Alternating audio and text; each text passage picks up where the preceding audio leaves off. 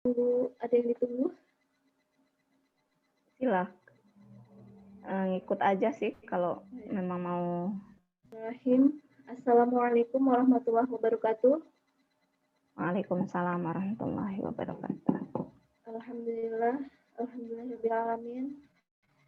Puji syukur kepada hadirat Allah yang Maha Kuasa sehingga kita bisa berkumpul di siang hari ini di bulan Ramadan ini dengan sehat walafiat.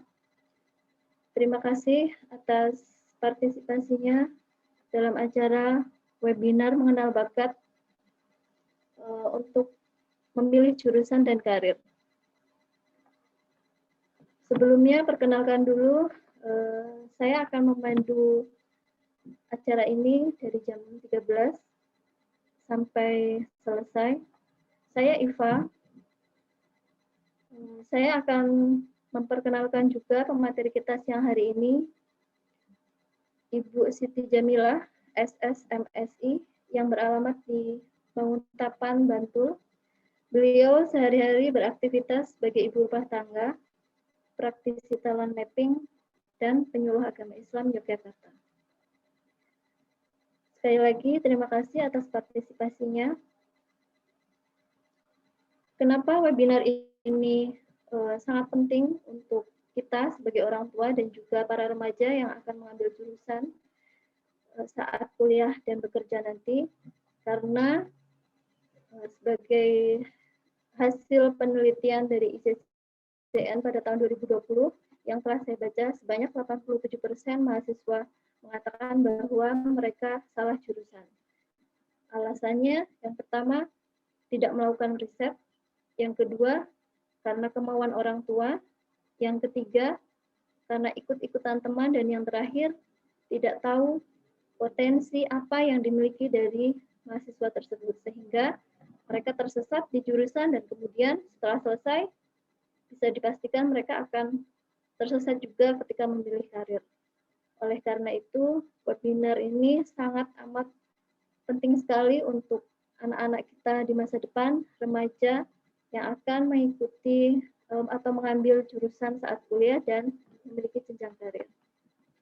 Karena itu, tidak perlu berpanjang lebar, mari kita langsung saja ke pemateri kita, Ibu Siti Jamilah.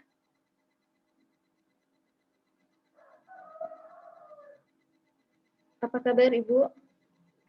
Alhamdulillah. Ya, waalaikumsalam. Makasih Mbak Iva. Ini Mbak Iva ini juga kebetulan psikologi ya, alumni psikologi UIN Sunan Kalijaga.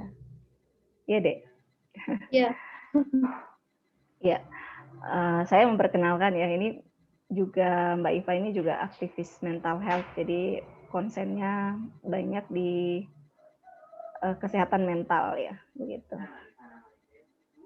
Baik, Bismillahirrahmanirrahim. Assalamualaikum warahmatullahi wabarakatuh. Waalaikumsalam warahmatullahi wabarakatuh. Alhamdulillahirabbil alamin. Shalatu wassalamu ala asyrafil anbiya'i wal mursalin wa ala alihi wa ashabihi ajmain. Bapak Ibu, ada Bapak dan Ibu bunda-bunda di sini yang juga ada teman-teman ya, teman-teman yang mungkin baru mau memulai mengambil kuliah begitu, dan sebetulnya memang ini webinar ini kita adakan untuk kita persembahkan untuk adik-adik sekalian yang akan melanjutkan perkuliahan ya di perguruan tinggi. Kenapa? Karena tadi seperti yang disampaikan Mbak Iva tadi, bahwa memang di masyarakat kita di kampus ya, di dunia akademik itu ternyata salah jurusan itu bukan hal yang jarang terjadi. Nah, alhamdulillah itu latar belakangnya, dan puji syukur kita pada siang menjelang sore hari ini kita bisa ada di sini, kita belajar bersama-sama, berbincang, insya Allah. Saya tidak sebagai ahli ya teman-teman, tapi kebetulan saya sedang menekuni bidang ini, pengembangan bakat ya dalam skala keluarga dan mudah-mudahan nanti bisa lebih merambah lagi ke bidang profesional gitu. Salawat dan salam kita sanjungkan kepada baginda Rasulullah Sallallahu Alaihi Wasallam. Mudah-mudahan kita kelak menjadi umat yang diberikan syafaat oleh Rasulullah Sallallahu Alaihi Wasallam di yaumil akhir kelak. Kemudian yang saya hormati ini ada guru-guru saya juga sepertinya ya, ada Pak Yusdani dari UII, ada rekan-rekan saya juga, ada Bapak dan Ibu sekalian, juga teman-teman, juga ada mungkin yang praktisi, barangkali juga ada yang bergabung ya. Saya mohon izin untuk menyampaikan bahasan tentang pengembangan bakat ya, talent mapping di sini, dan kita akan membahas sejak awal bagaimana mengenal bakat ini, kemudian implikasinya nanti di pemilihan jurusan dan menentukan karir ya. Jadi strategi pemilihan karir. Begitu. Tapi untuk pertama kita akan membahas secara umum dulu. Tadi sudah sempat dibagikan ya teman-teman di grup WhatsApp tentang observasi bakat. Itu masih basic sekali ya, observasi bakat, tapi paling tidak ketika Bapak dan Ibu, teman-teman sekalian di sini yang mengikuti webinar ini sudah punya gambaran, oh sebetulnya bakat itu apa, begitu ya. Apakah sama bakat yang selama ini diperbincangkan gitu ya, kemampuan-kemampuan skill khusus ya, yang itu berhubungan dengan misalnya fisik, olahraga dan sebagainya. Apakah itu sama dengan yang dimaksud di sini, mengenal bakat di sini untuk memilih jurusan atau berbeda? Begitu. Baik, Bapak dan Ibu, dan tentu saya berterima kasih sekali diberikan kesempatan untuk sharing. Tidak ada tujuan lain kecuali saya berharap apa yang saya dapatkan ya, apa yang sudah saya dapatkan ini bisa bermanfaat untuk orang lain juga. Nah, karena memilih jurusan dan menentukan karir itu ternyata tidak sederhana gitu ya, karena itu akan menentukan proses kehidupan kita di masa yang akan datang. Bagi teman-teman, adik-adik sekalian yang mungkin sedang merencanakan untuk perkuliahan ya, menempuh jenjang karir akademik. Kemudian bagi Bapak dan Ibu, ayah dan bunda sekalian yang ada di sini juga, tentu harapannya untuk mengenal bakat kita sendiri juga agar kita bisa sejak dini mengarahkan anak-anak kita untuk melakukan aktivitas atau nanti pada akhirnya nanti mereka menjalankan peran kehidupannya itu sesuai dengan dorongan bakatnya, sesuai dengan fitrahnya. Begitu teman-teman yang tujuan dari webinar ini. Mbak Iva dan rekan-rekan sekalian, saya mohon izin untuk share screen ya. Nanti kita akan bagi 2 waktu ya, insya Allah nanti ada penyampaian materi dari saya, dan nanti saya berharap kita bisa diskusi lebih banyak di sesi diskusi nanti. Mohon izin untuk share screen.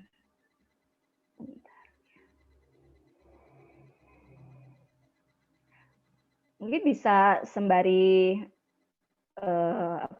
kita menyimak ya teman-teman, bisa sambil kenalan juga boleh gitu asalnya, atau mungkin jenjang kalau yang mau kuliah itu ada mungkin yang mau kuliah ya di usia berapa atau aktivitas sekarang apa. Jadi biar nanti kita juga punya gambaran, bisa menyesuaikan. Oh, oke, ini yang perlu banyak kita bahas gitu. Silakan, kami persilakan. Sebentar.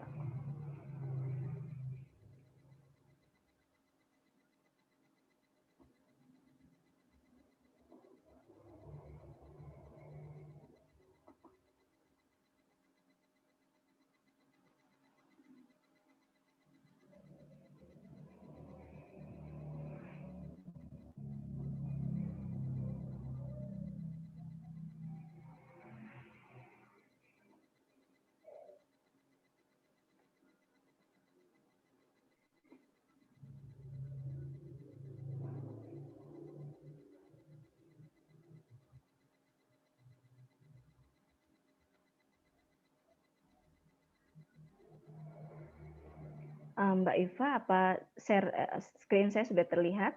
Ya, teman-teman yang lain? Oke. Ya. Baik.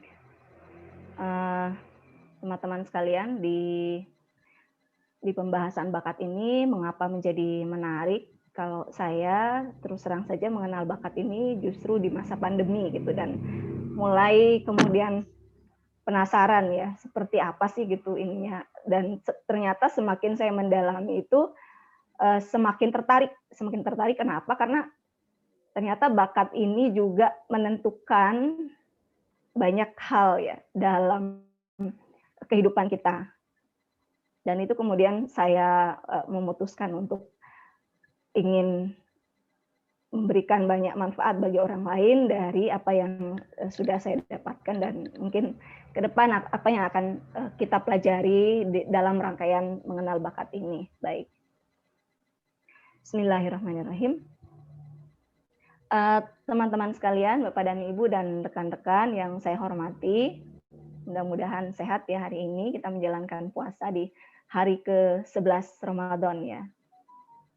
Mudah-mudahan lancar. Nah, baik. Di dalam pengembangan bakat ini, di dalam talent mapping ini kita mengenal bakat untuk milih jurusan dan karir. Jadi pertama kali tadi sudah disampaikan bahwa survei ya yang ternyata cukup besar kasus salah jurusan ini di Indonesia, dan saya kira tidak hanya di Indonesia, di luar juga banyak ya. Kenapa itu kemudian webinar ini hadir?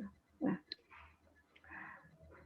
teman-teman sekalian, di dalam Al-Quran itu ada satu ayat, yaitu surat Al-Isra ayat 84, mungkin bisa dibuka ya.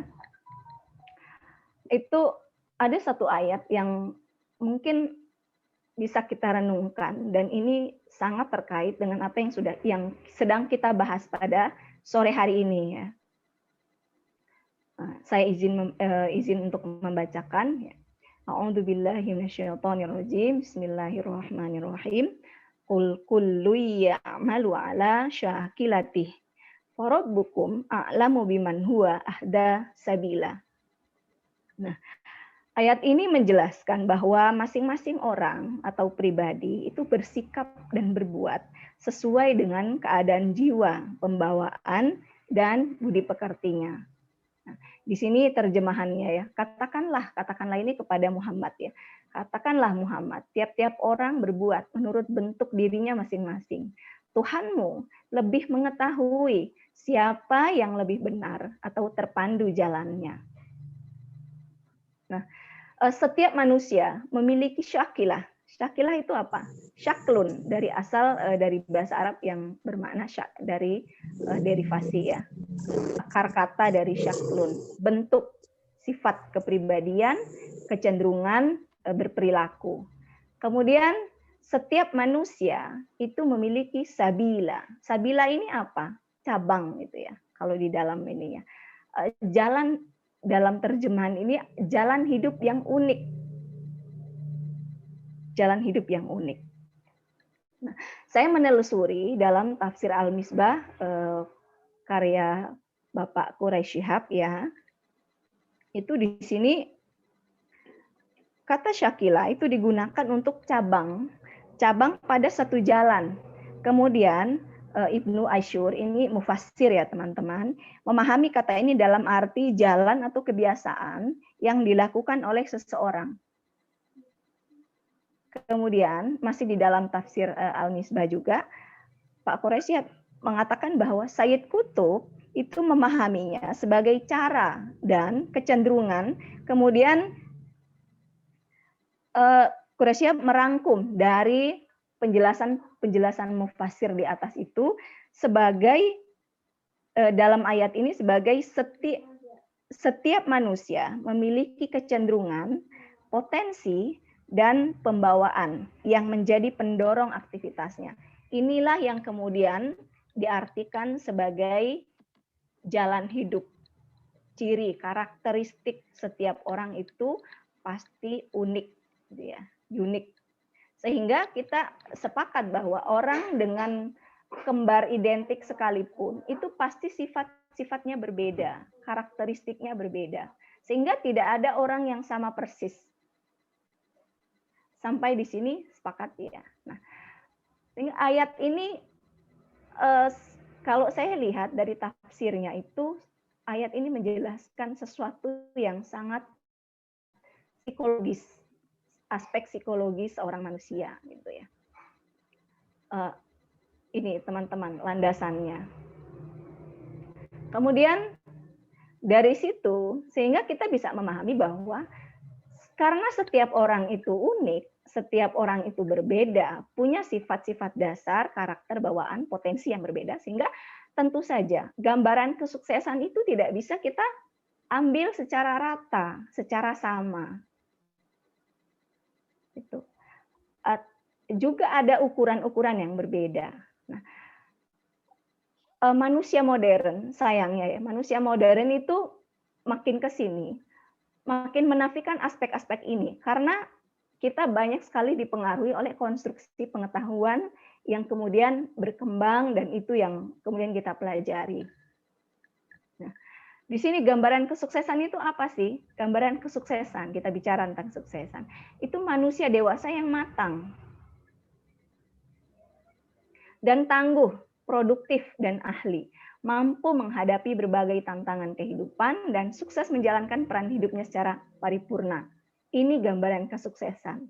Nah, adakah gambaran kesuksesan di sini yang saya sampaikan di sini yang seperti yang tolak ukur masyarakat sekarang sebagai gambaran kesuksesan?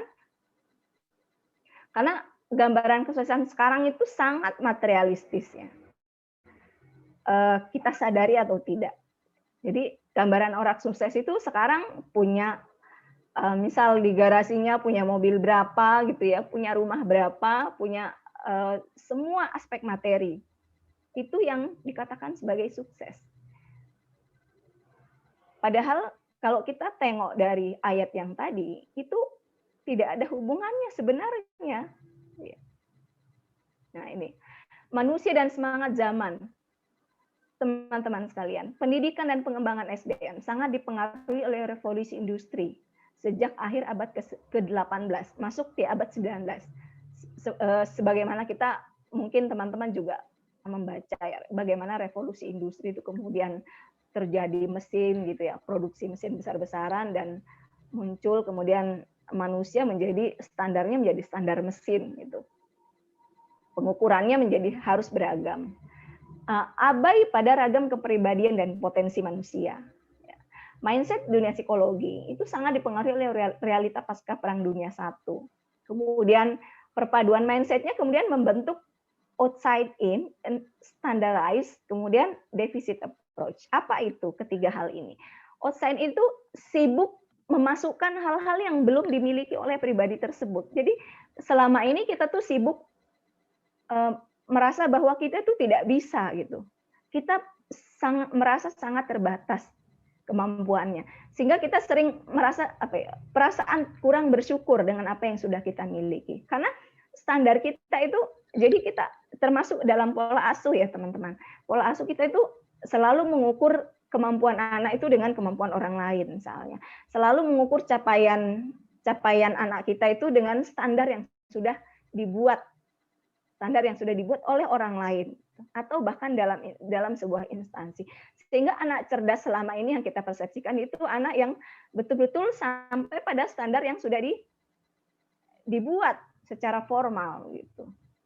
Akibatnya apa? Kita merasa anak-anak kita yang tidak sampai pada standar ini itu kurang berkualitas gitu, atau bahkan nauzubillah kita menjadi kurang bersyukur diberikan anak-anak yang ada di dalam tanggung jawab kita. Kemudian deficit approach ini apa?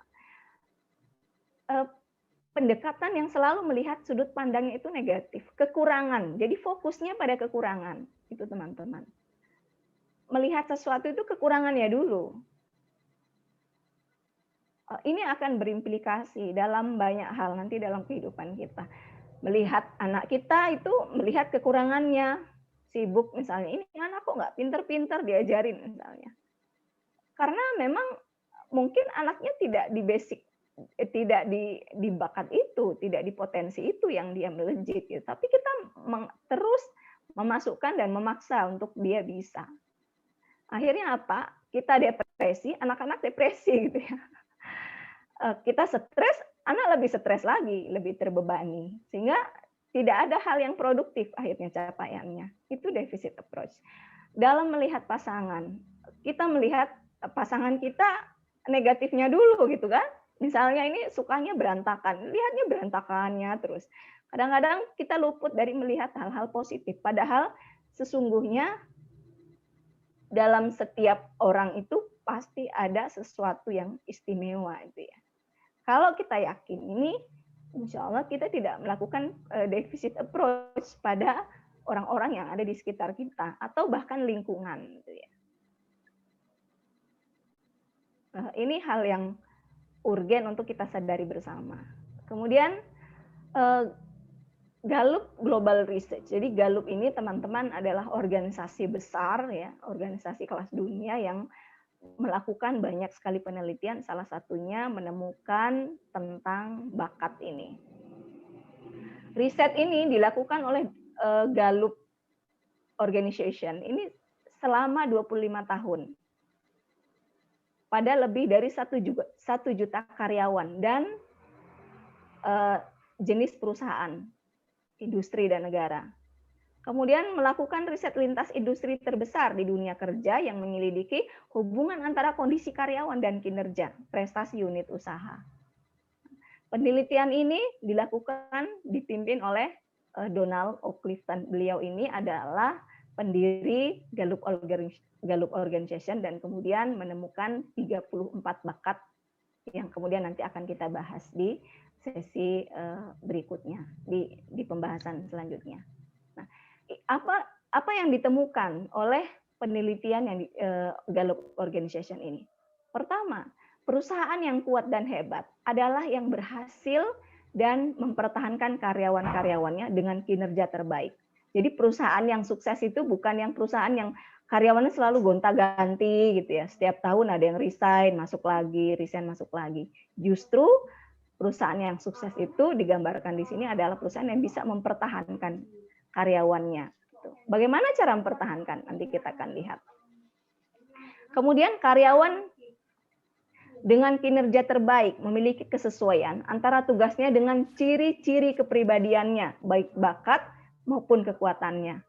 Nah, ini artinya ada hal yang selaras antara bakat dengan tugas. Ini yang akan kita bahas nanti. Ini di sini urgensinya ya, teman-teman. Kesesuaian antara ciri-ciri kepribadian, bakat dengan pekerjaan. Itu ternyata faktor yang juga mempengaruhi kemudian orang bisa bertahan lama dalam satu pekerjaan. Nah, kemudian ditemukan 34 karakteristik kepribadian yang diamati sebagai sifat dan pola perilaku produktif ya. Nah, dari sini kemudian muncullah bakat. Apa itu bakat? Kita lihat. Apakah bakat yang dimaksud di sini sama seperti misalnya orang berbakat badminton gitu ya, selama yang kita persepsikan gitu selama ini. Kemudian ada orang yang berbakat balet misalnya. Apakah sama? Kita lihat ya teman-teman. Nah, ragam bakat dari aspek fisik yaitu art ya, sport dan lain-lain. Ini yang saya sebutkan tadi. Bakat-bakat yang itu mengindikasikan berupa aktivitas begitu ya. Kemudian yang kedua bakat dari aspek kepribadian 34 bakat. Nih. Nah, ini yang kedua ini yang akan kita bahas ya teman-teman. Bakat dari aspek kepribadian 34 bakat. Nah, apa sih bakat itu? Bakat adalah karakteristik alami yang positif dan dapat menghasilkan produktivitas yang ada dalam diri seseorang, manusia sejak lahir. Jadi sejak lahir ya, kita itu sebetulnya sudah ada bakatnya, sudah muncul. Kemudian, bakat dapat diamati dari cara berpikir, merasa, dan berperilaku yang alami serta konsisten sehingga mudah dikenali dalam perilaku sehari-hari. Nah, jadi sebetulnya kalau kita paham bakat itu kita akan sangat peka melihat tingkah laku anak-anak kita. Oh, ya. Sehingga ketika kita melihat anak-anak itu melakukan sesuatu itu dorongan positif yang muncul. Kita terdorong untuk melihat apa ya ininya. Oh, ini, oh tandanya begini. Oh, ini. Oh, ternyata anak saya bagus di sini. Oh, ternyata begini. Jadi positif, tinjauan perspektif kita itu positif ketika kita paham dengan bakat ini. Nah, bagaimana kata ahli tentang bakat? Kata ahli tentang bakat ya, ini ahlinya adalah Donald Clifton tadi yang saya sebutkan, pendiri Gallup Organization. Pola pikir, perasaan, dan tindakan yang alami muncul berulang-ulang dan dapat digunakan untuk sesuatu yang produktif. Jadi sekali lagi, bakat itu sebetulnya mendorong manusia, orang, untuk melakukan aktivitas produktif. Nah, pertanyaannya, kalau selama ini itu kita tidak produktif, berarti ada sesuatu yang perlu kita temukan untuk kemudian menjadi produktif. Nah, memahami bakat. Ya. Pertama, respon spontan terhadap setiap situasi. Jadi setiap orang itu pada dasarnya punya respon yang spontan. Kita ambil contoh ya, misalnya. Teman-teman yang mungkin sudah memiliki anak gitu ya, itu ketika anaknya pulang, misalnya pulang dari bermain, kemudian menangis gitu ya. Nah, apa yang kita lakukan pertama kali sebagai orang tua, itu sebetulnya mencerminkan bakat kita. Misalnya, ada orang tua yang begitu anaknya pulang, terluka, kemudian menangis. Seorang ibu dengan bakat empati, dan nanti akan kita bahas ya bakat-bakat. Salah satu bakat misalnya empati. Orang yang memiliki bakat empati, orang tua itu akan langsung emosinya dulu yang di handle gitu. Emosinya dulu. Dia ketika melihat anaknya menangis, dia ikut merasa sedih dan sebagainya gitu. Jadi perasaannya dulu yang bermain gitu.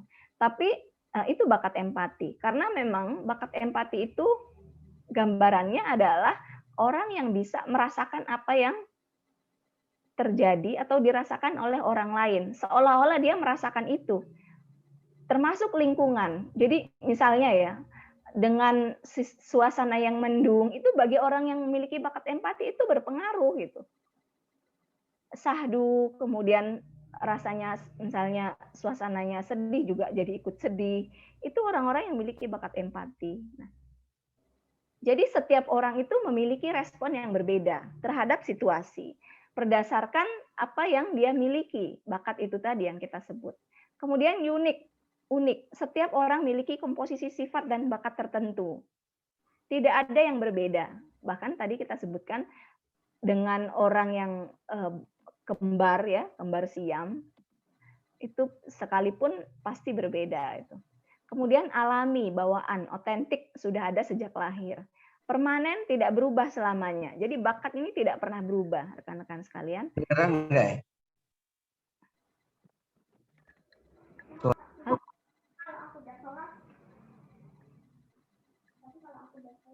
Suara saya terdengar? Terdengar. Oh ya, oke. Kemudian permanen, tidak berubah selamanya. Memiliki motif yang spesifik dan positif. Spesifik dan positif. Menggambarkan kebutuhan psikologis. Dalam setiap bakat itu ada kebutuhan-kebutuhan psikologis yang harus dipenuhi. Ketika tidak dipenuhi itu akan muncul gejala-gejala psikologis yang kemudian kadang-kadang tidak kita kenali. Tapi sebetulnya kalau kita peka, kita mengetahui, kita bisa menyalurkan itu pada sesuatu yang positif. Kemudian membutuhkan penyaluran, pemenuhan setiap hari. Karena dorongan bakat itu sangat kuat, alami sifatnya, itu dorongan itu selalu muncul untuk dipenuhi. Kemudian dapat diukur tingkat kekuatan dorongannya, ya.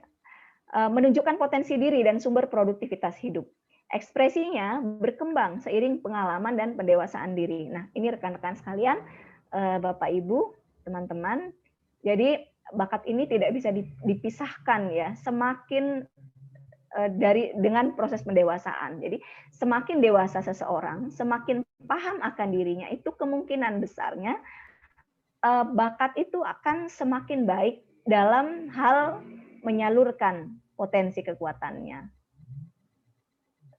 Karena itu proses pendewasaan itu mutlak dilakukan.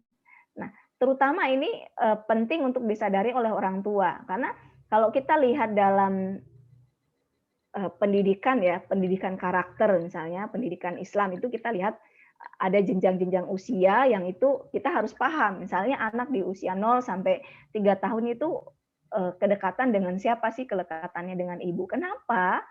Ternyata karena kenapa anak di usia 0 sampai 3 tahun atau paling tidak 5 tahun itu harus punya kedekatan dengan ibunya. Karena dari sosok ibulah anak-anak itu mendapatkan empati yang besar, kelembutan, aspek-aspek feminitasnya gitu tumbuh gitu ya. Dan itu memang dibutuhkan. Ketika itu tidak terpenuhi, itu ada sesuatu yang mungkin nanti di usia dewasa itu akan muncul gejala-gejala itu gitu. Kemudian di usia 5 tahun misalnya sampai 14 tahun itu sosok anak-anak harus lebih dekat pada ayahnya. Kenapa? Jadi ayah di sini berperan, sangat berperan. Karena di usia 5 hingga di usia misalnya 14 tahun itu betul-betul anak itu membutuhkan figur yang tangguh dan logis gitu ya.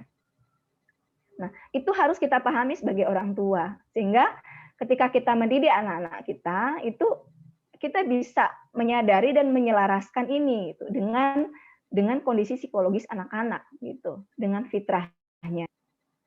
Kemudian harapannya tentu agar semakin anak-anak itu tumbuh, itu proses pendewasaannya juga tumbuh. Nah, masalahnya sekarang itu kadang-kadang fisiknya tumbuh, tapi proses kedewasaannya tidak tumbuh. Sehingga semakin besar itu justru kadang-kadang semakin merepotkan orang tua. Dirasakan juga nggak ya teman-teman? Saya merasakan itu ya, fenomena yang ada di masyarakat kita, di lingkungan kita itu, karena kita memang tidak menyeting, kurang menyadari pentingnya proses pendewasaan itu dilakukan sejak dini. Kadang-kadang kita ingin anak kita begitu besar itu pengen langsung dewasa, padahal kita sejak kecil tidak kita lakukan stimulasi itu. Kan sulit ya. Sulit, dan itu juga akan membingungkan anak-anak, sehingga sifatnya stimulan pendewasaan itu. Misalnya di usia 3 tahun dia harus bisa apa? Pakai baju sendiri, misalnya kan, kita ajari pakai celana sendiri, mengambil pakaiannya sendiri gitu kan. Kalau ada yang kotor ditaruhnya di mana, itu hal-hal sederhana tapi harus kita lakukan sebagai orang tua. Dan itu berjenjang, terus menerus, tidak boleh putus gitu. Misalnya di usia 7 tahun apa yang harus dia sudah bisa dia lakukan, itu kita ajarkan di situ sesuai dengan tahap perkembangan anak. Sehingga harapannya ketika dia usia 15 tahun itu betul-betul mereka sudah masuk praakil balik ya. Itu pendidikan ini karakternya sudah mulai matang, sudah mulai muncul gitu, sudah mulai menguat. Ini ya teman-teman terkait dengan pendewasaan diri. Kenapa agak panjang pembahasan pendewasaan diri? Karena memang sekarang kita menyaksikan itu fenomena yang muncul di masyarakat kita, di lingkungan kita, mungkin bahkan di keluarga terdekat kita juga ada seperti itu ya. Jadi sehingga orang tua sekarang itu banyak sekali direpotkan oleh anak. Justru malah ketika semakin usianya bertambah. Padahal mestinya hal-hal itu semakin berkurang kalau kita lakukan stimulasi sejak dini sesuai dengan tahapan usia perkembangannya. Kemudian berikutnya tujuan penggunaannya dipengaruhi oleh karakter moral. Ini tadi juga tidak bisa dipisahkan ya teman-teman dengan karakter moral. Jadi moralitas itu harus diajarkan sejak dari rumah. Dan rumah adalah tempat untuk melakukan pendidikan karakter moral. Jadi selama ini kadang-kadang kekeliruan kita itu kita menganggap bahwa sekolah itu adalah tempat untuk membentuk anak kita sesempurna mungkin. Kita berharap anak-anak kita itu begitu kita masukkan sekolah, kemudian nanti setelah lulus itu hasilnya bagus gitu ya, akademiknya bagus, ya capaian akademiknya, moralnya juga bagus. Sementara kita di rumah tidak melakukan apa-apa, tidak berperan. Itu yang keliru ya. Nah, sekolah itu mitra, bukan pemeran utama. Pemeran utama itu ada di orang tua, di keluarga.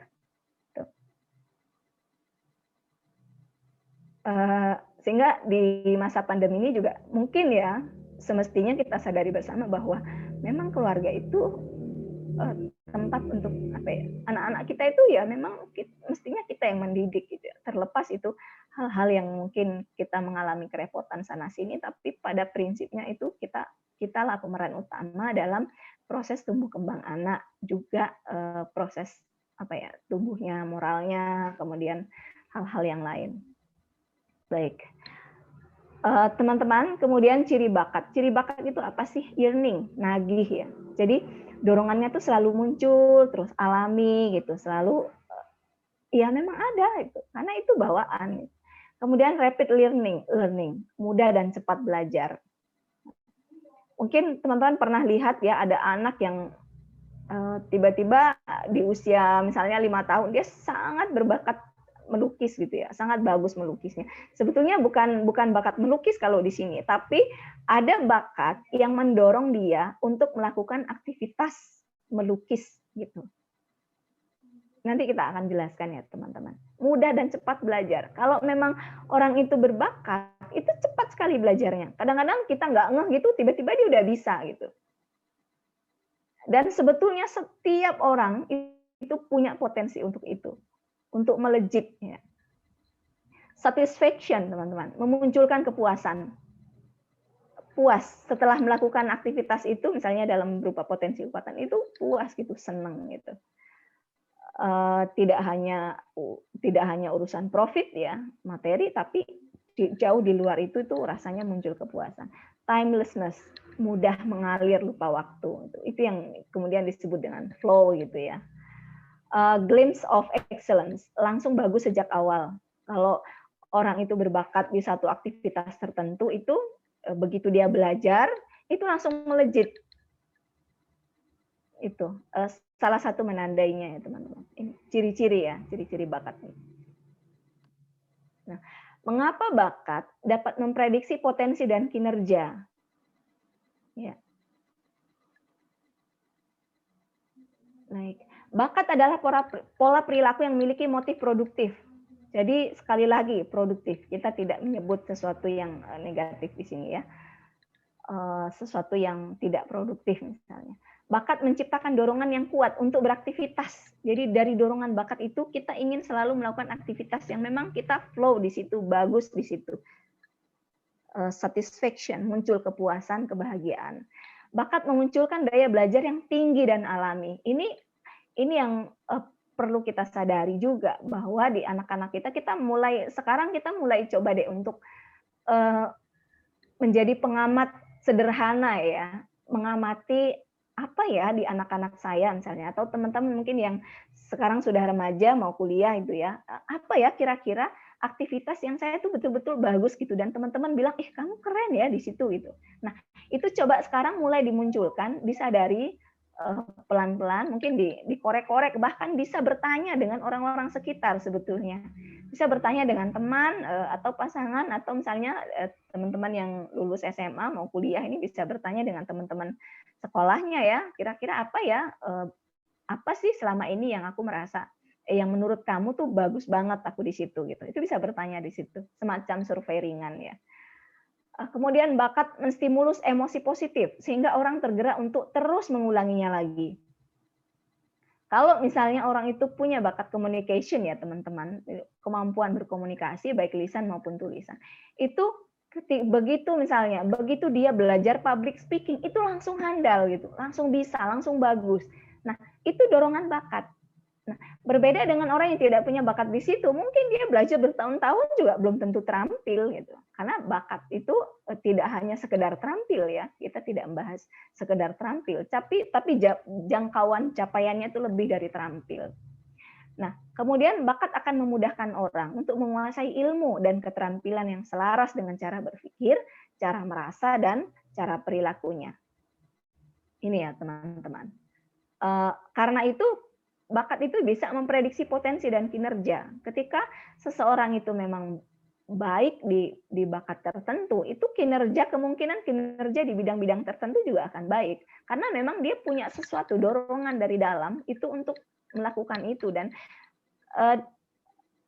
muncul secara alami. Dia nggak disuruh belajar juga akan senang ketika memang itu bakatnya di situ gitu, dorongan bakatnya muncul.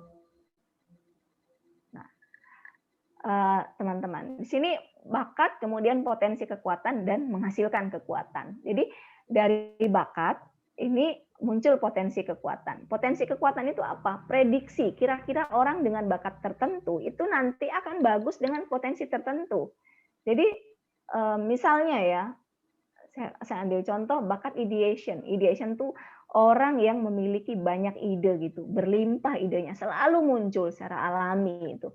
Nah, orang-orang dengan bakat itu dia kemungkinan akan bagus di aktivitas tertentu. Misalnya ya, orang bakat ideation itu akan bagus di tentu ini nanti akan kita lihat dinamikanya ya. Misalnya di kegiatan seni, karena seni itu kan membutuhkan banyak ide gitu ya, ide-ide kreatif muncul.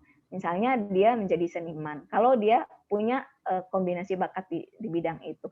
Atau misalnya marketer ya, marketing, di dunia marketing itu juga membutuhkan banyak ide, gitu, ideation. Nah, jadi satu bakat itu bisa memunculkan banyak ragam potensi kekuatan. Kemudian potensi kekuatan itu prediksi, karena ini namanya potensi ya, itu kemudian bisa diaplikasikan kemudian menjadi sebuah kekuatan. Kekuatan itu kemudian terbentuk dalam aktivitas, dan aktivitas itu ternyata itu yang akan kita lihat lejitannya luar biasa ketika itu memang didorong oleh bakatnya. Nah, kita bahas apa itu kekuatan. Kekuatan itu adalah aktivitas produktif yang dapat kita lakukan dengan mudah, menyenangkan, berkualitas tinggi, dan menghasilkan manfaat. Jadi rekan-rekan sekalian, Bapak dan Ibu yang mudah-mudahan dirahmati oleh Allah, ini ada 4 ya. 4 ini mudah. 4E itu apa sih? Enjoy ya, easy, kemudian enjoy gitu, excellence, dan earn gitu. Jadi bermanfaat. Tidak hanya mudah bagi dia, tapi senang gitu, senang lakuinnya. Tidak hanya senang, tapi berkualitas tinggi. Apa yang dihasilkan, apa yang dilakukan itu ternyata melampaui dari orang-orang yang orang lain gitu, yang mungkin bakatnya tidak di situ. Kemudian manfaat. Nah ini kita sepakat dalam agama kita itu diajarkan bahwa sebaik-baik orang itu adalah orang yang bermanfaat bagi orang lain ya. Khairun nas anfa'uhum linnas.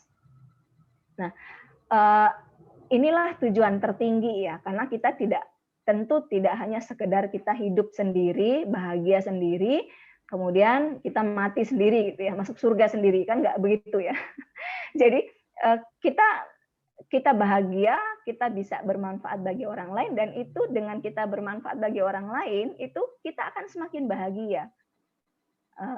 Dan kebahagiaan kita itu tidak habis ya, tidak habis sampai berhenti pada kepuasan kita, tapi juga banyak orang yang merasakan apa yang kita lakukan gitu, kebermanfaatan dari kehadiran kita. Tentu itu harapan tertinggi sebagai seorang muslim ya.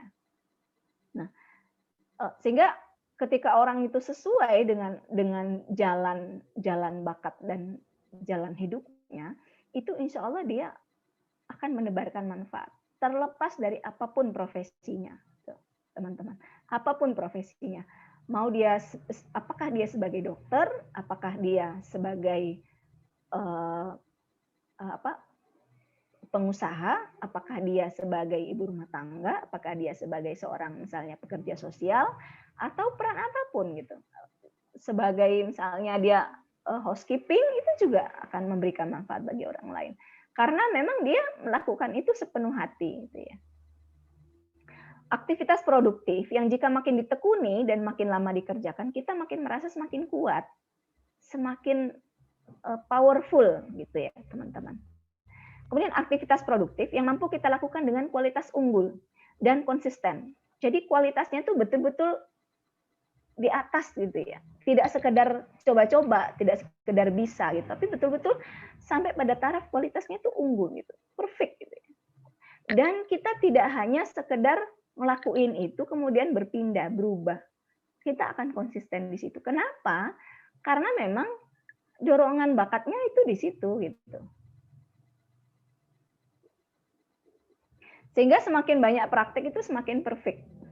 Nah, ini penjelasan tentang kekuatan ya, teman-teman. Jadi kekuatan itu nanti akan berupa aktivitas yang dipengaruhi, didorong oleh bakat.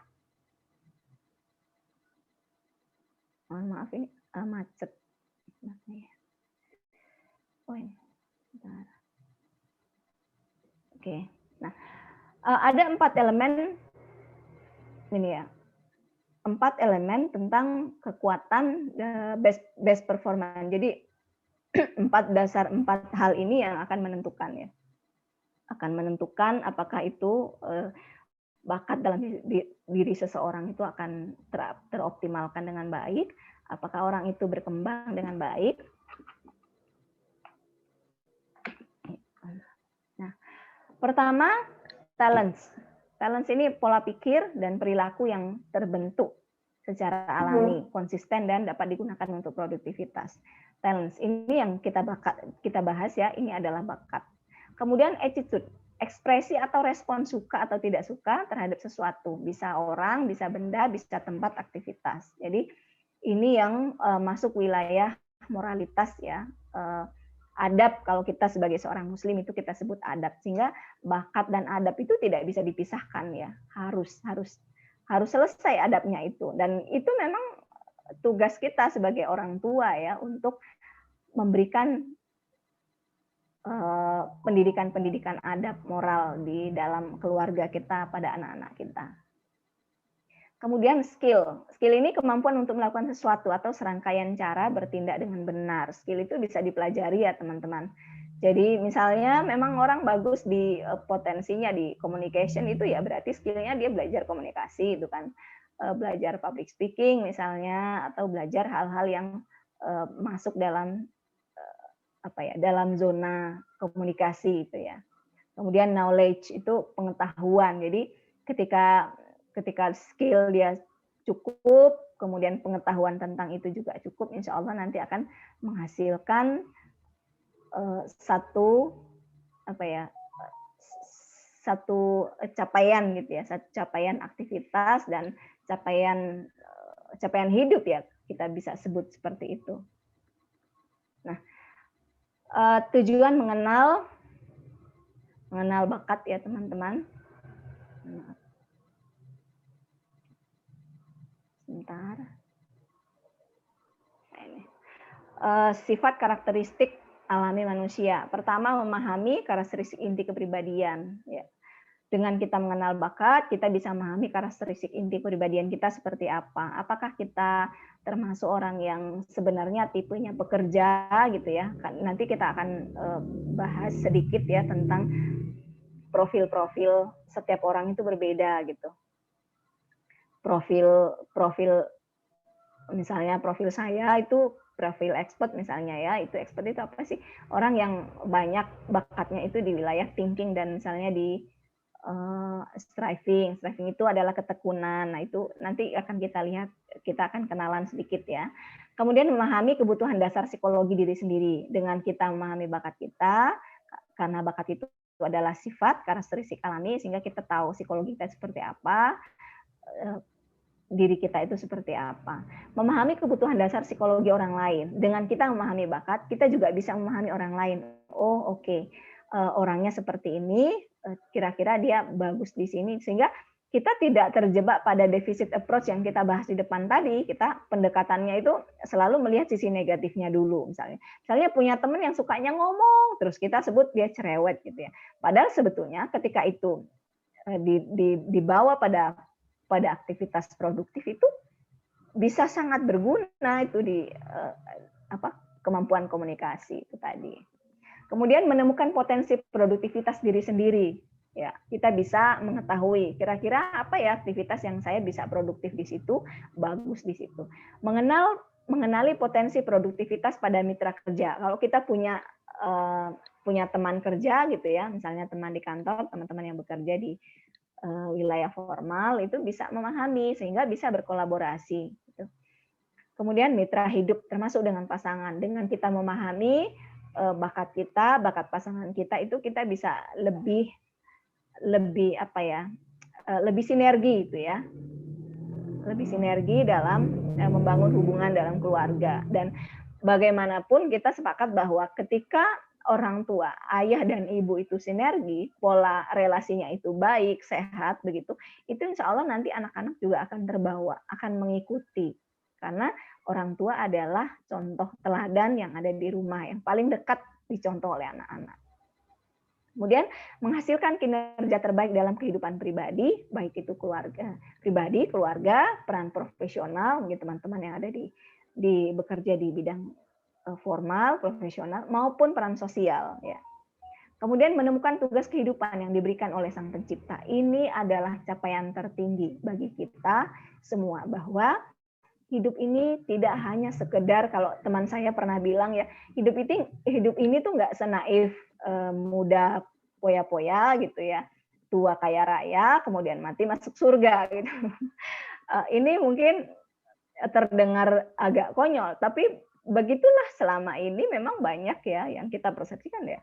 Ketika masih muda ya anak-anak itu nggak ada tanggung jawab ngelakuin sesuatu, kemudian setelah besar misalnya dewasa dia dapat warisan, dan ya begitulah. Jadi tidak ada capaian-capaian yang itu selaras dengan penciptaan dia sebagai manusia, sebagai khalifah gitu ya. Karena khalifah ini kan tidak hanya sebagai pemimpin untuk ini ya, tapi kita maknai memimpin diri sendiri, memimpin orang-orang yang ada di bawah tanggung jawabnya. Itu teman-teman, dan tentu harapannya kita semakin mengenal potensi diri kita, semakin mengenal bakat kita, itu kita akan semakin bersyukur dan merasa bahwa oke, saya harus mengambil peran gitu, karena memang ternyata tugas kehidupan saya di sini gitu ya. Seorang guru, katakanlah seorang yang memang punya bakat di bidang di dunia pendidikan yang support di situ, misalnya ada bakat-bakat tertentu, itu memang bagusnya itu memang dia sebagai pendidik gitu. Nah, sehingga ketika dia menjalani perannya sebagai pendidik, dia nggak hanya sekedar mengajar aktivitas, tapi dia memang punya visi dan misi di situ gitu. Mendidik penuh dengan dedikasi, dia menjalankan perannya dengan maksimal. Ada reward atau tidak itu sudah soal lain lagi, tapi memang dia betul-betul menjalankan perannya itu ya karena memang menurut dia itu panggilan hidup gitu ya, tugas kehidupan dari Sang Pencipta, dari Allah Subhanahu wa taala. Nah, kemudian teman-teman, saya sedikit akan menyinggung tentang talent mapping ya, memperkenalkan. Saya stop share dulu, nanti slide berikutnya saya ambil ya.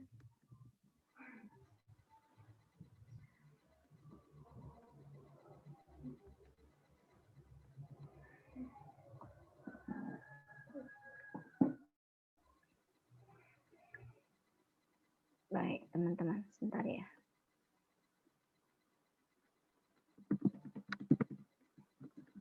Mbak Iva, ini sampai jam berapa ya?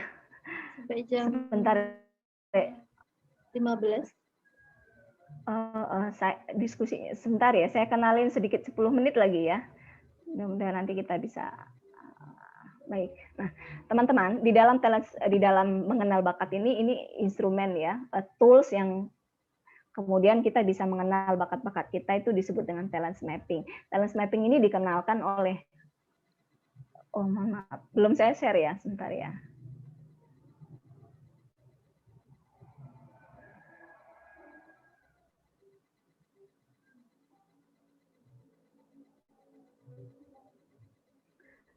Sudah terlihat teman-teman, Mbak Iva? Sudah. Oh ya, oke. Nah, teman-teman, talent mapping ini adalah tools, alat untuk mengenal potensi, kekuatan kita, mengenal bakat kita. Jadi ini dikenalkan di Indonesia oleh Bahram Maroyani. Beliau adalah founder talent mapping yang ada di Indonesia. Nah, teman-teman, ini beberapa hal yang masuk dalam bahasan talent mapping ini. Dalam assessment. Konsep dasar talent mapping, kemudian urutan bakat, itu ada urutan bakat, nanti kita akan mengenal 34 bakat. Mungkin teman-teman sudah mengisi ya, yang tadi sudah di-share oleh Mbak Iva di grup. Ada yang sudah mengisi, mungkin bisa, kalau belum, monggo silakan bisa diisi ya teman-teman. Baik, Bapak dan Ibu, rekan-rekan sekalian, jadi ada urutan bakat, kemudian ada peta profil. Peta profil ini nanti akan kita lihat kira-kira di mana yang paling kita kuat gitu ya, peta profil bakatnya kita. Kemudian ada potensi kekuatan, kemudian ada strength cluster map, dan strength typology. Bagaimana, seperti apa penampakannya, kita lihat ya. Nah, tadi saya sebutkan talent mapping itu apa sih gitu, sebuah assessment. Jadi ada beberapa soal ya, itu nanti akan kita isi. Misalnya kalau teman-teman berminat untuk mengikuti assessment ini, dan itu assessment ya, kepribadian yang dirancang untuk menggambarkan pola pikir, perilaku yang sifatnya kami tadi berulang-ulang dan dapat digunakan dalam hidup. Nah, jadi talent mapping ini personality assessment. Jadi bukan PPA ya, bukan juga semacam tes potensi akademik, itu bukan tes IQ, bukan, tapi ini memang tes personality ya, penggambaran sifat-sifat yang ada, dan itu kita laporkan sendiri ya teman-teman. Jadi hasil ini nanti akan sangat bergantung pada kemampuan kita memahami diri kita sendiri. Semakin baik pemahaman kita terhadap diri kita sendiri, nanti akan semakin semakin valid, semakin akurat penggambaran hasil asesmen kita. Jadi semacam cerminan begitu ya, ketika kita betul-betul menggambarkan, mengisi asesmen itu sesuai dengan apa yang kita rasakan, itu kemungkinan nanti insya Allah nanti yang keluar itu juga semakin menggambarkan diri kita gitu. Nah, konstruksi objektif ilmiah dari talent mapping ini sebagai self assessment teman-teman, kemudian ada person kita, self reporting, kita mengisi rangkaian soal-soal itu, yang itu nanti gambarannya itu apa yang kita rasakan, apa yang kita pikirkan dan sebagainya.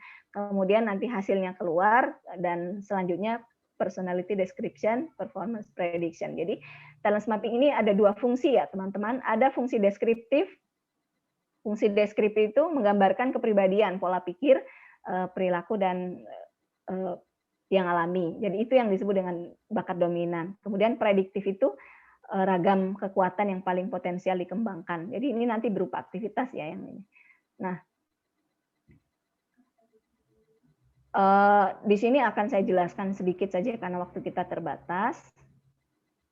Nah, mengelola bakat, di sini ada bakat-bakat ya, ada bakat kuat, kemudian ada bakat biasa, ada kemudian bakat lemah. Itu dari 34 ini akan nanti terlihat. Oh, mohon maaf, ini kok nggak kelihatan ya ininya ya, sebentar. Nanti saya akan share di slide di WA aja ya. Jadi ada beberapa bakat yang itu, sebentar, saya stop dulu Mbak Iva, nanti saya tampilkan di yang lain.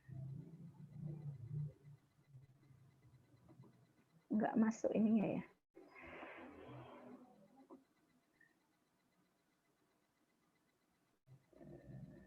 Saya lalui dulu ya, nanti sambil kita diskusi nanti saya tampilkan. Oke, di sini ada 4 wilayah ya, senang berpikir, kemudian tekun, senang bertemu orang untuk bekerja sama, senang bertemu orang untuk mempengaruhi. Kemudian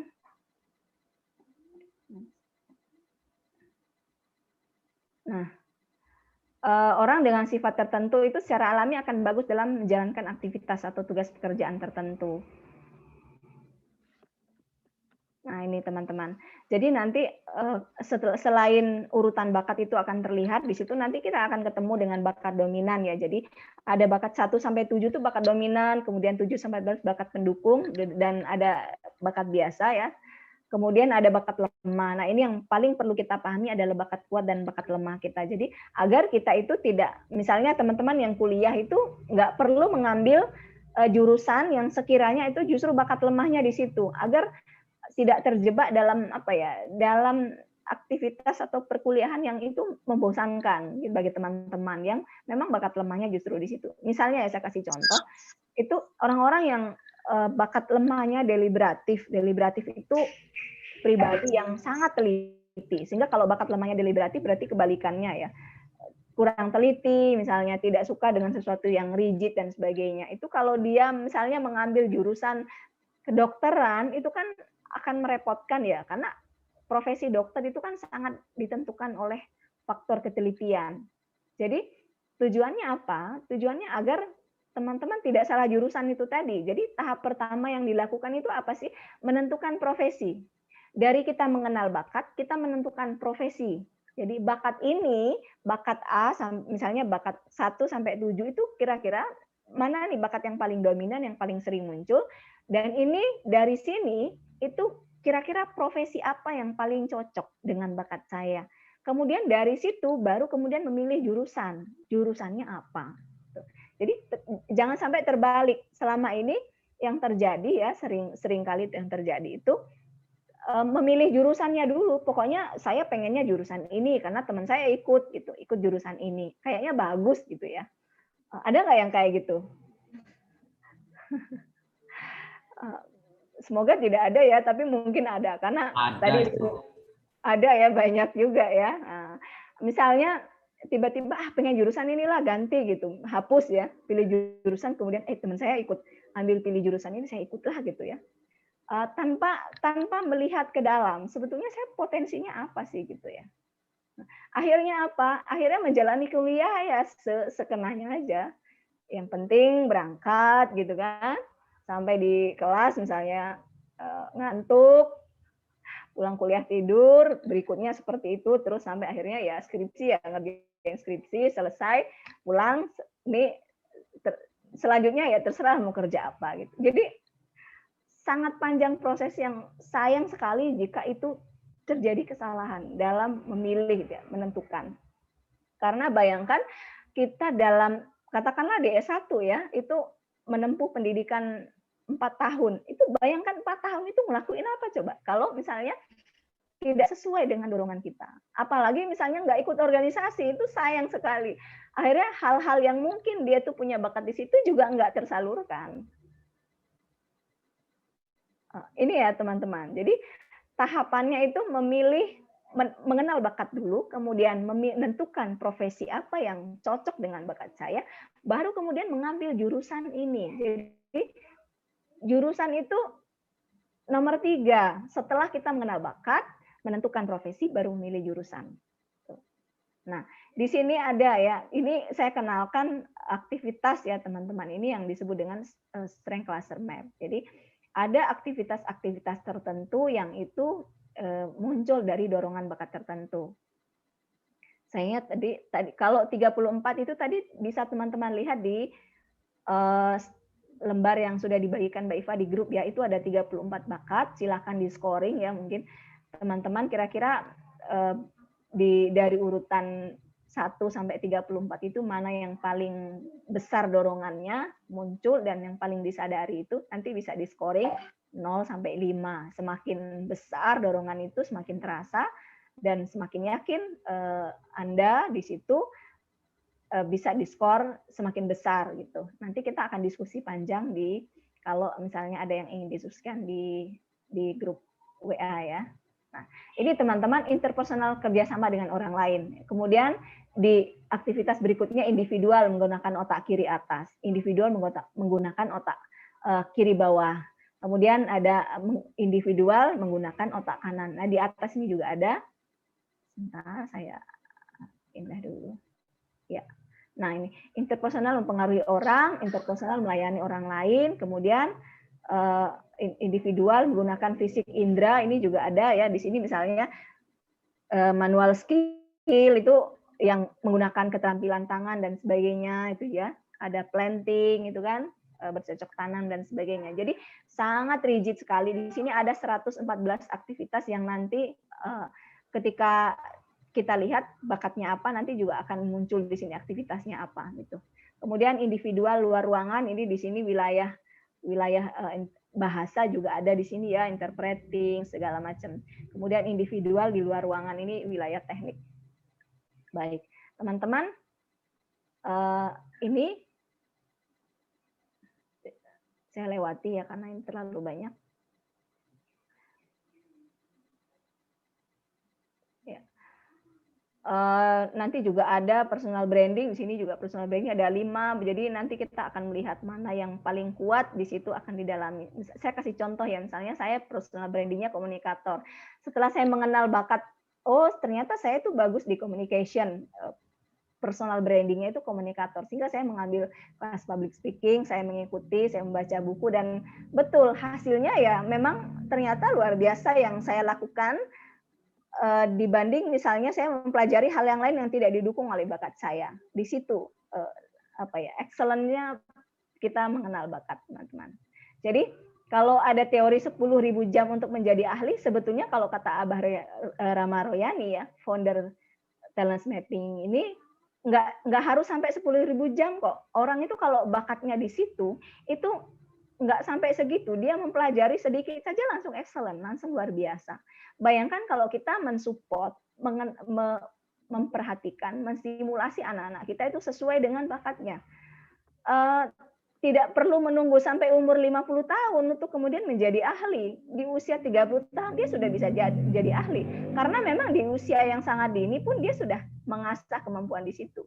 Kita bisa menciptakan para ahli dari rumah kita sendiri sebenarnya dengan kita mengenal bakat ya anak-anak, mudah-mudahan. Nah, bakat ini mendorong kita semua untuk fokus pada kekuatan, siasati keterbatasan. Jadi kita tidak perlu berlarut-larut meratapi ya, mungkin tanda petik meratapi apa yang kita tidak punya. Kita fokus saja pada apa yang sudah kita punya, potensi kita, dan di situ kita akan berkembang, di situ kita dorong. Kalau perlu kita meningkatkan skill kita, knowledge kita, ya kita perdalam di situ. Ya. Itu gambarannya teman-teman yang bisa saya antarkan pada sore hari ini ya. Mudah-mudahan ada manfaatnya bagi Bapak dan Ibu dan rekan-rekan sekalian, terutama adik-adik sekalian ini ya, adik-adik kita yang akan memilih jurusan. Harapannya tentu agar tidak salah jurusan gitu ya, dan bisa optimal di dalam proses akademiknya. Gitu. Ini yang bisa saya sampaikan, Mbak Iva. Mohon maaf bila ada hal-hal yang kurang berkenan. Assalamualaikum warahmatullahi wabarakatuh. Waalaikumsalam warahmatullahi wabarakatuh. Terima kasih Ibu Siti Jamilah atas penyampaiannya. Sepertinya sudah banyak beberapa penanya yang sangat ingin tahu bagaimana cara mengenal bakat itu sendiri. Baik, sebelum ke sesi tanya jawab, saya ingin sedikit merangkumkan bahwa ternyata perjalanan karir kita itu sejak dini, dari kita kecil ya, di mana keluarga adalah peran utama pengelolaan bakat. Keluarga adalah langkah pertama. Tapi sayangnya tidak semua keluarga memiliki pemahaman ini. Dan bagi kami yang berada di ranah kesehatan mental, justru mental terganggu, salah satu faktor terbesarnya adalah keluarga. Maka bisa disimpulkan bahwa bakat ataupun karir masa depan seseorang bisa ditentukan dari keluarga itu sendiri. Baik, kita langsung saja ke sesi tanya jawab. Di kolom chat sudah ada pertanyaan yang masuk tentang bagaimana cara baca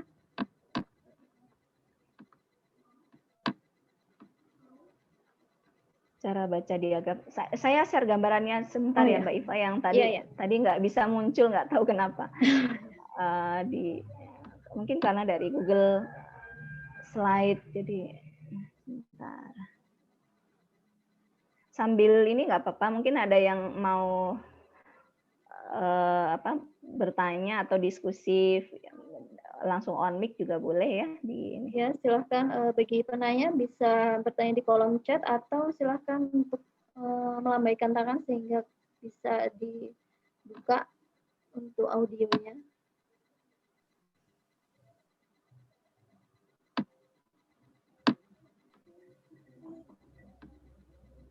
Mbak Iva boleh nanya? Oh ya, silahkan. Assalamualaikum warahmatullahi wabarakatuh. Waalaikumsalam. Mbak Siti, makasih ya ilmunya. Iya, sama-sama. Masya Allah, saya baru dapat ilmunya ini. Meskipun sebenarnya sudah mencoba untuk talent mapping ya. Cuma memang waktu itu belum detail, kayaknya memang harus dibacanya berulang-ulang. Gitu ya. Apa nggak tahu saya yang agak lemot. Ini saya mau nanya, kalau temubakat.com itu sama untuk hasil dengan talent mapping, apakah keakuratannya itu mendekati berapa persen tuh yang temubakat.com itu? Saya tuh kebetulan juga anak sih udah kelas 2 SMA yang paling gede, Mbak Siti, tapi memang sudah mulai mengancang-ancang pengen tahu bakatnya biar nanti ya seperti itu, yang seperti tagline ini ya, mengenal bakat untuk memilih jurusan dan karir gitu. Jadi memang pas banget dengan kebutuhan gitu. Nah, dia tuh kemarin nyobain, saya nyuruh, kebetulan udah libur dari pesantren untuk ngisi di temubakat.com gitu ya. Nah, hasilnya dia itu evaluator, explorer, jurnalis, mediator, motivator, dan strategi. Kebetulan memang anaknya juga aktif juga di pesantren gitu. Saya tapi kalau yang jadi kendala itu kalau di pesantren kan jurusannya ya IPA, IPS atau agama itu kan jadi satu ya untuk jurusan TMI gitu. Jadi kalau lihat dari potensinya mungkin akan ngarah-ngarah ke IPS gitu kali ya untuk jurusan kuliahnya gitu, gimana Mbak Siti? Gitu aja ya, makasih. Assalamualaikum warahmatullahi wabarakatuh. Waalaikumsalam warahmatullahi wabarakatuh. Oke, Mbak Alia ya, Ibu Alia, baik. Jadi di temubakat.com itu sama sebetulnya ya dari talent mapping juga, cuman itu memang baru basic sekali, jadi masih pada dasar untuk menemukan potensi kekuatan. Jadi masih dalam bentuk aktivitas, belum secara mendetil. Kalau di talent mapping assessment ini, TMA ini memang sangat mendetil, sudah sampai pada taraf menjelaskan sifat ya. Karena ini yang saya share tadi mungkin bisa kelihatan ya. 34 bakat ini ada 1 sampai 34. Nah, ini adalah bakat-bakat yang tadi mungkin di slide juga mohon maaf di grup tadi sudah sempat dilihat ya penjelasannya. Kalau ada yang sudah sempat buka, kalau ada yang belum mungkin bisa sambil dibuka. Nah, di sini ada 34. Jadi ini 34 ini sifat ya teman-teman, sifat dasar kita.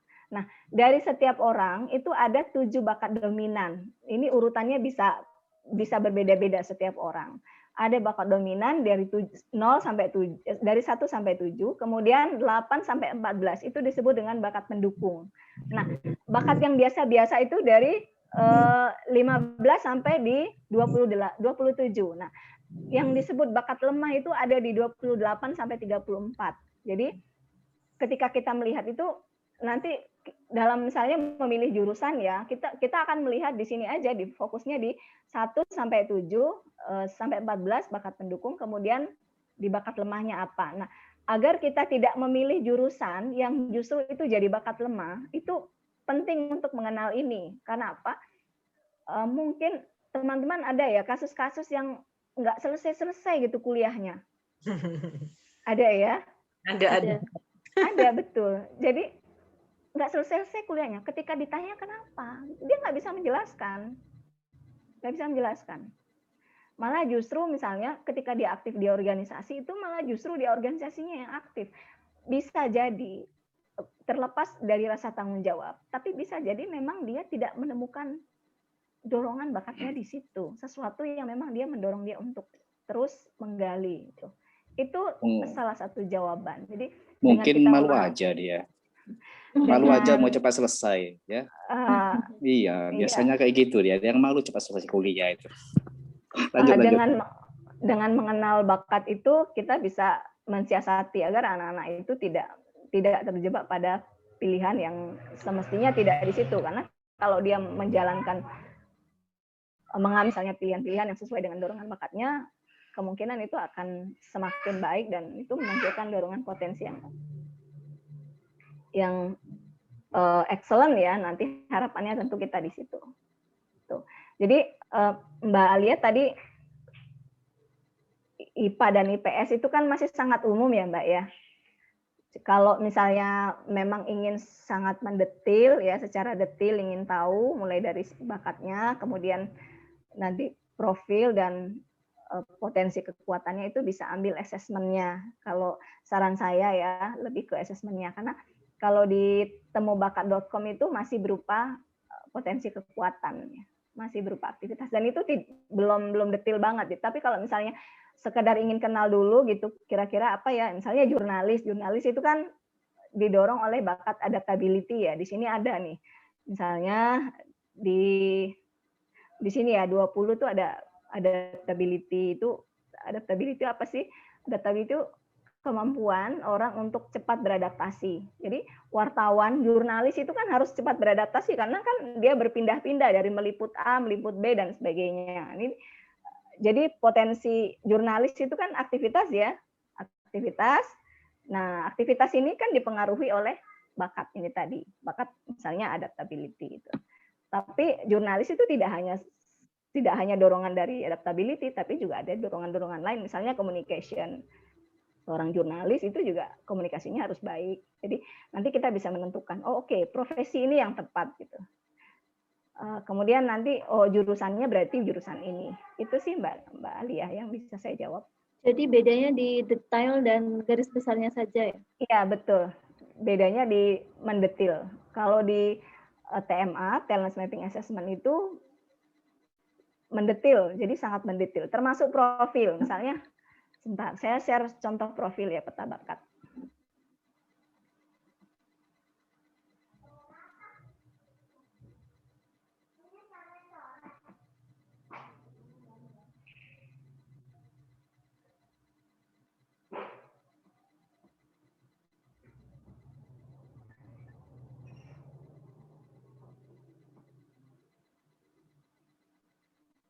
Nah, ini peta bakat yang kalau teman-teman mengikuti assessment itu nanti muncul seperti ini juga ya di hasilnya. Jadi ada 4 area yang setiap orang itu berbeda itu ya. Ada di area thinking, ini aktivitas berpikir.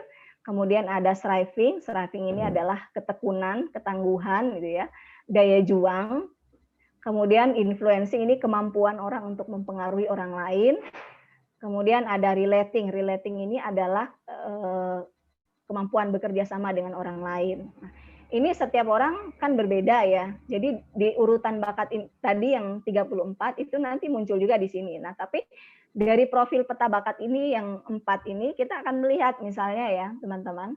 Misalnya di striving dan relating ini kalau orang dominan di striving, kemudian juga ini merah ini bakat dominan ya, sebelum saya sampaikan dulu. Merah ini tanda bakat dominan. Nah, kalau kuning ini bakat pendukung ya, teman-teman. Bakat pendukung. Kemudian kalau ada hitam seperti ini itu bakat lemah. Sehingga kalau bisa kita bekerja itu tidak di wilayah bakat lemah kita, agar kita bisa bekerja dengan senang gitu, dengan bahagia. Bayangkan kalau misalnya orang yang bekerja justru di wilayah bakat lemah dia, yang merasa dia mungkin dia bisa melakukan, tapi itu dalam jangka panjang dia akan mudah lelah, mudah capek gitu. Bahkan bisa jadi mudah stres dengan dinamika pekerjaan yang ada di tempat kerjanya. Itu ya yang bisa saya gambarin. Jadi misalnya di striving dan relating-nya kuat, di sini banyak dominan, di sini yang dominan. Jadi ini profilnya itu worker, jadi dia memang potensial menjadi worker, bekerja gitu ya, pekerja karyawan misalnya. Nah, kalau orang misalnya di bakat dominannya ternyata si anak kita misalnya si A dia dominan di thinking, banyak bakat dominannya di thinking dan di striving. Oh, profilnya profil expert. Profil expert itu apa? Profil expert itu cerdas dan juga tekun gitu.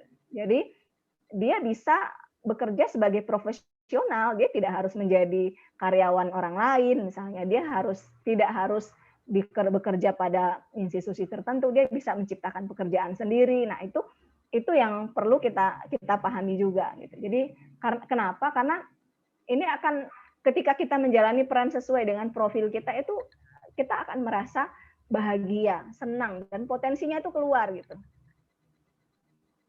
Itu ya teman-teman. Misalnya di thinking dan influencing dominan, misalnya di sini dan di influencingnya dominan, itu dia bisa menjadi owner. Tipe owner itu apa sih? Tipe owner ya punya visi, dia punya pemikiran yang bagus, kemudian dia bisa mempengaruhi orang lain. Sehingga ketika dia jadi owner, dia bisa bikin perusahaan itu berjalan ideal dan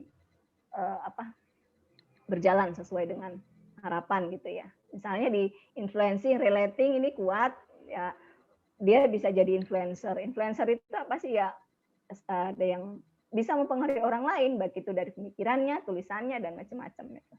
Jadi ada profil-profil sendiri. Nah, nanti kalau misalnya teman-teman mengikuti assessment atau misalnya ada putrinya yang mau kuliah, itu bisa mengambil itu agar nanti semakin jelas, bisa menentukan strategi akademiknya gitu ya, dan nanti keluarnya setelah menempuh jalur akademik itu akan seperti apa. Tapi tadi tahapannya itu mengenal bakat dulu, menentukan profesi yang sesuai dengan dorongan bakat, baru kemudian menentukan jurusan. Jadi jangan sampai terbalik. Begitu kira-kira ya. Itu berarti juga menjawab pertanyaan Saudari Atina Rizatul Fahriyah ya. Untuk selanjutnya tentang dimulai untuk usia berapa talent mapping ini? Kalau mengambil asesmennya itu paling tidak usia 15 tahun ya, karena itu kan dibutuhkan kemampuan untuk mencerna soal ya, pertanyaan bukan soal, pertanyaan. Kemudian yang kedua di usia itu juga sudah mulai muncul kesadaran diri. Jadi mengenal dirinya itu seperti apa. Misalnya, oh saya tuh orangnya suka ngomong, misalnya, oh saya tuh suka misalnya tampil gitu kan, atau saya suka apa gitu. Jadi paling tidak usia 15 tahun itu bisa untuk ngambil assessment talent mapping, karena kesadaran dirinya sudah mulai muncul. Tapi sebenarnya juga sangat bergantung. Jadi ada usia 17 tahun bahkan 18 tahun tapi hasilnya itu tidak valid gitu. Tidak valid itu karena dipengaruhi oleh faktor-faktor yang salah satunya dia kurang mengenal dirinya gitu. Sehingga karena talent mapping ini kan penggambaran tentang diri kita. Jadi kita yang melaporkan, kita melihat oh saya gambarannya seperti ini. Itu. Sehingga orang dewasa yang misalnya usia 50 tahun dan usia 15 tahun itu tentu hasilnya akan berbeda ya. Tentu dipengaruhi oleh kemampuan dia mengenal dirinya. Gitu. Itu Mbak Iva yang baik. Pertanyaan selanjutnya, bisakah untuk anak berkebutuhan khusus? Berkebutuhan khusus kalau misalnya tergantung kasusnya ya. Jadi kalau misalnya memang dia bisa dibantu gitu ya, dibantu untuk misalnya menjawab pertanyaan-pertanyaan itu dengan kesadaran dirinya bisa. Saya kira bisa di usia-usia. Kalau misalnya boleh tahu usianya berapa itu. Untuk Ibu Silviana, silahkan. Baik, Assalamualaikum. Waalaikumsalam. Maaf Bu, saya belum bisa ubah background, jadi nggak apa-apa, sebaiknya. Ya. Ini saya kan punya 3 balita ya. Tadi terima kasih Bu Siti tentang materinya tuh sederhana tapi kok ya kayak ngena gitu ya. Biar anak itu nantinya kita jadi melahirkan profesional anak-anak profesional dari rumah. Jadi kan kalaulah talent mapping ini kemudian tesnya itu dari anak 15 tahun, bagaimana cara kita nih, cara saya lah gitu ya sebagai orang tua untuk mengobservasi atau menemukan bakat anak balita gitu. Kegiatan-kegiatan apa saja sebenarnya yang bisa kita lakukan? Apakah setiap harinya beda atau bagaimana sih Bu gitu? Mungkin itu. Terima kasih. Ya, sama-sama. Mbak Iva, bisa Iya. dijawab? Ya. Silahkan. Oh iya. Langsung saja. Ya. Ibu Silviana, terima kasih pertanyaannya. Jadi memang kalau lihat dari dorongan bakat ya, mengenal bakat anak-anak itu sebetulnya sejak dini itu idealnya kita mengenalkan ragam aktivitas itu dulu aja. Jadi semakin banyak ragam aktivitas yang dilakukan oleh anak-anak itu nanti kita akan lebih mudah melihat, mengamati. Oh oke, berarti anak saya ini bagus di aktivitas ini gitu. Dia kok ternyata ini ya hasilnya bagus gitu. Ternyata dia banyak kreativitasnya di misalnya di sini. Saya kasih contoh ya, saya beri contoh sederhana ya misalnya di rumah gitu.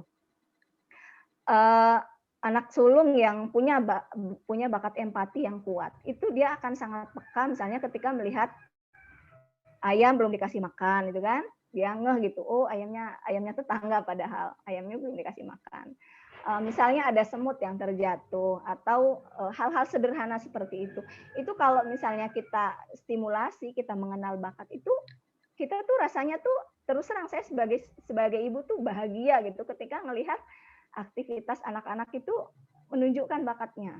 Misalnya satu lagi misalnya kita mengenalkan aktivitas berkebun kepada anak. Nah, nanti kita akan melihat misalnya anaknya lebih dari satu ya, kita akan melihat, oh anak mana ya yang paling antusias gitu.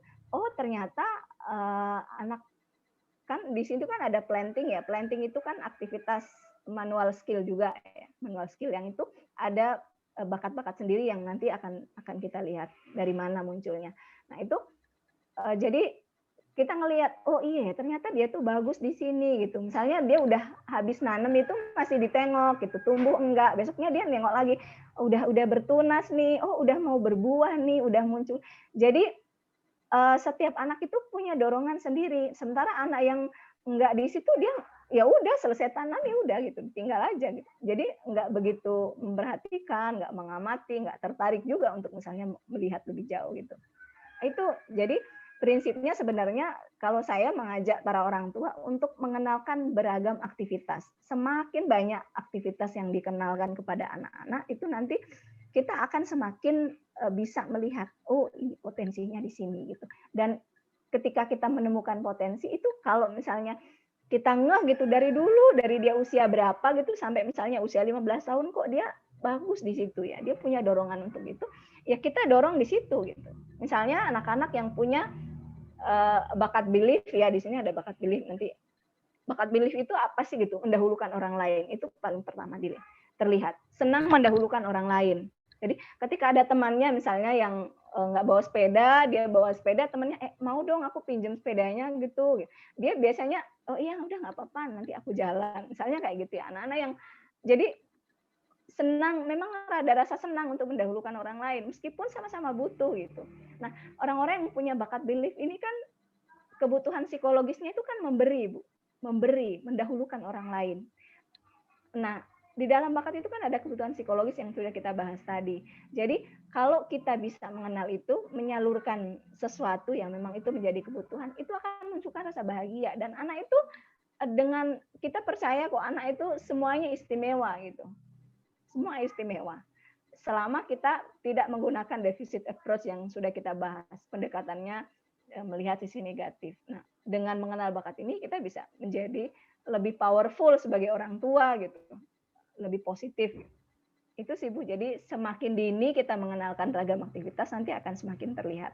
Nah, kalau di talent mapping ini ya, di kalangan teman-teman praktisi itu, kemudian di usia 15 itu sebelum kuliah atau bahkan semasa kuliah itu sebaiknya memang sudah mulai dikenalkan pengantar kayak pekerjaan profesional, misalnya dengan magang gitu ya.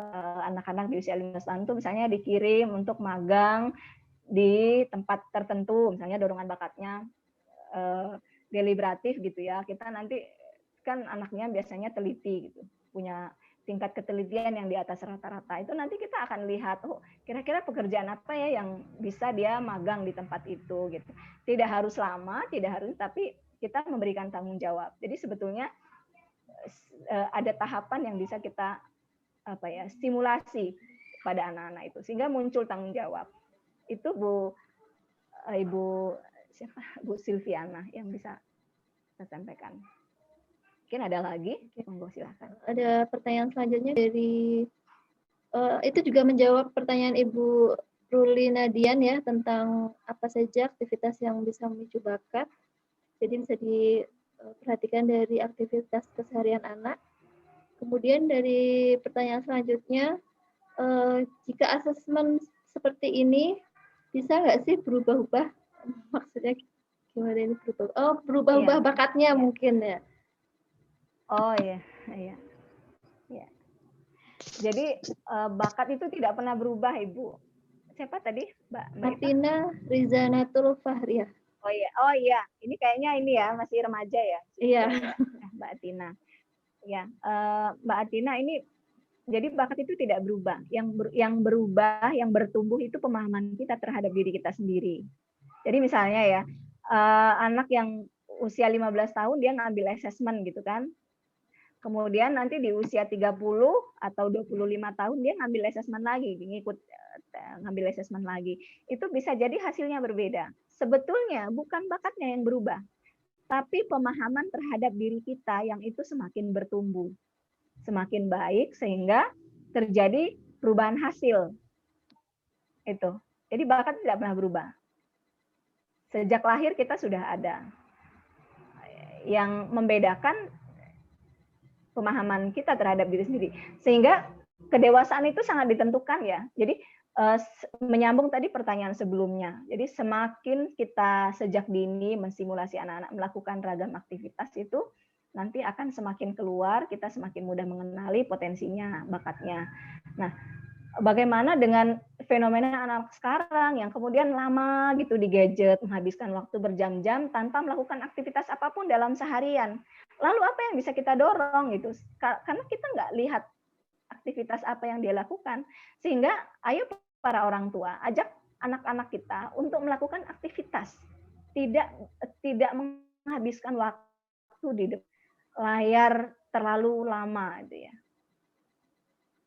Itu pentingnya kita mengenal. Sehingga ya kalau cuman berhari-hari di layar aja gitu ya, dorongan aktivitas itu tidak tereksplorasi. Kita nggak tahu bakatnya apa gitu. Karena dasar untuk menentukan itu kan semakin kaya aktivitas yang dilakukan, itu semakin kelihatan potensinya. Itu Mbak Iva yang terkait pertanyaan ini, Mbak Atina tadi. Baik, masih ada pertanyaan lagi?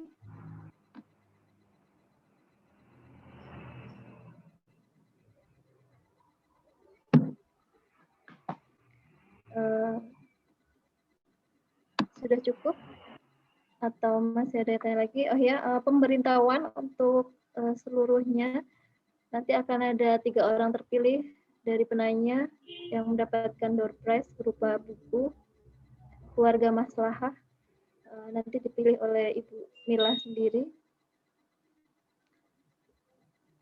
Mungkin Mbak Iva aja ya yang menentukan ya. Monggo. Baik, masih ada pertanyaan lagi. Kita masih ada waktu 12 menit lagi sebelum ditutup. Jika tidak, boleh dirangkum. Saya ini ya, iya, oke. Saya sampaikan beberapa yang belum tersampaikan tadi ya, Mbak Iva. Kalau nggak ada pertanyaan.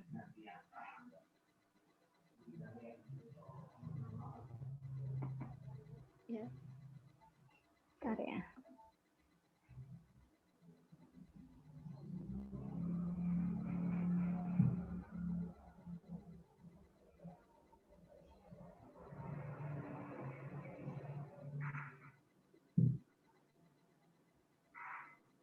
Terlihat nggak ya?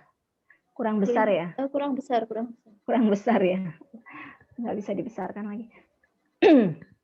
Ya, ini salah satu hasil dari assessment. Kalau nanti ada teman-teman yang mengambil assessment talent mapping, ini ada personal branding. Apa sih personal branding itu? Personal branding itu adalah sesuatu yang bisa kita aktivitas yang bisa kita munculkan untuk menggambarkan diri kita. Jadi misalnya di sini ada marketer, ada komunikator gitu ya. Ada arranger. Arranger itu apa sih? Arranger itu kemampuan untuk mengorganisir sesuatu. Ini ada loh orang-orang yang misalnya bergerak di bidang IO. IO itu event organizer ya. Ini butuh bakat arranger yang kuat. Kemudian strategik ini strategis ya. Orang yang punya kemampuan, dorongan untuk selalu melihat sesuatu dan menentukan strategi. Jadi punya gambaran strateginya seperti apa. Nah, buat orang-orang yang strategik ini biasanya nggak ada jalan buntu bagi dia. Pasti selalu ada opsi A, opsi B, opsi C gitu. Biasanya di perencanaan, misalnya di bidang-bidang perencanaan ya, perencanaan pembangunan, perencanaan misalnya SDM dan sebagainya. Ini ada bidang-bidang yang memang disupport di sini. Kemudian ada edukator. Nah, ini kalau tidak harus semua kita lakukan ya dari misalnya 5 aktivitas ini, tapi kita bisa memilih salah satu saja yang memang paling kuat, yang kita merasa paling kuat. Misalnya memilih di komunikator misalnya. Komunikator bisa mulai membranding diri, melakukan aktivitas di situ yang memang sejalan dengan bidang komunikasi misalnya, communication. Atau dia bisa memilih edukator karena misalnya pekerjaannya sekarang dia sudah sebagai edukator gitu kan, sudah sebagai pendidik.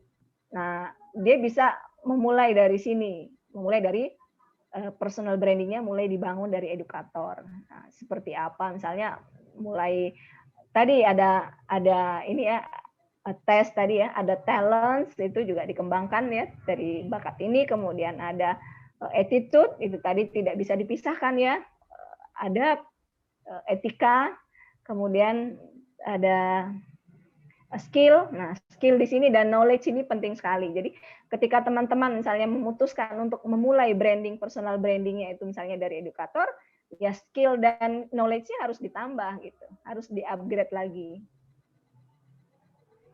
Itu Mbak Iva. Jadi kalau misalnya teman-teman sudah menjalani profesi tertentu ya, dan itu ternyata memang ada gitu personal brandingnya yang relate ya, berhubungan dengan profesinya sekarang, itu bisa dimulai dan akan semakin kuat. Jadi memperkuat.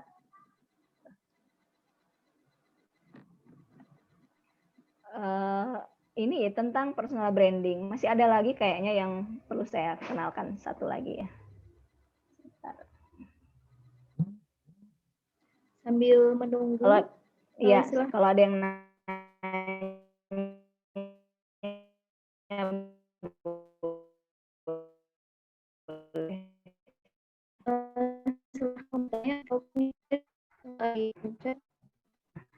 teman-teman, jadi bakat itu kan ada 1 sampai 7 ya, bakat kuat, kemudian 7 sampai 14. Nah, dari hasil asesmen nanti muncul ada 14 aktivitas. Ada 14 ini, ada 14 aktivitas ini yang akan terlihat mana ya kita paling menonjol misalnya. Nah, misalnya caring ini dari mana sih?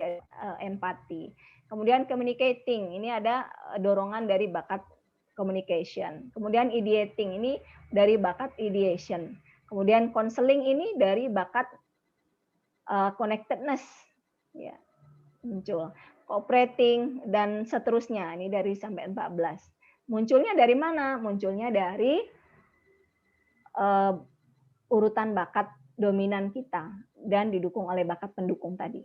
Itu juga termasuk mempertimbangkan bakat lemah kita. Jadi gambaran sederhana yang ingin saya sampaikan bahwa jangan sampai kita melakukan bekerja di bidang yang kita itu justru bakat lemahnya di situ. Kenapa? Agar kita nggak gampang stres gitu dalam hidup kita. kita bekerja kan tujuannya untuk selain mencari nafkah kan untuk menyalurkan ini ya kemampuan kita gitu ya semakin baik gitu.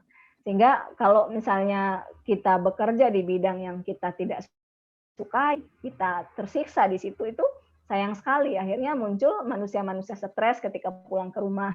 Misalnya seperti teman pernah bilang kalau hidup itu nggak sesimpel maksudnya keurusan nanti ini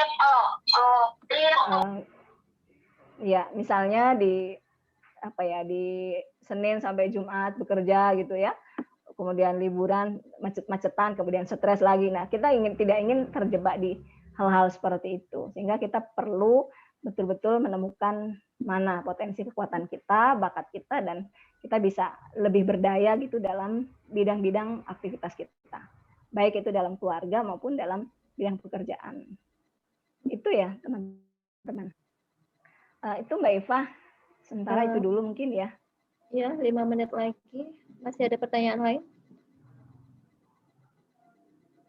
Ya, silahkan Ibu Ruli Nadian. Terima kasih atas kesempatan. Izin bertanya kepada Ibu Siti Jamilah. Saya mau bertanya, selain kita ikut tes bakat, tes untuk mengetahui bakat seseorang, itu ada tesnya ya Bu ya.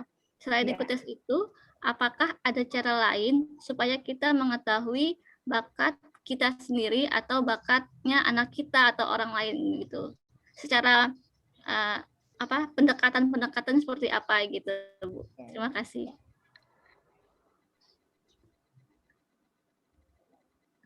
Ya, langsung saya jawab ya Mbak Iva ya. Iya, iya. Ya, Ibu Ruli, terima kasih pertanyaannya ya.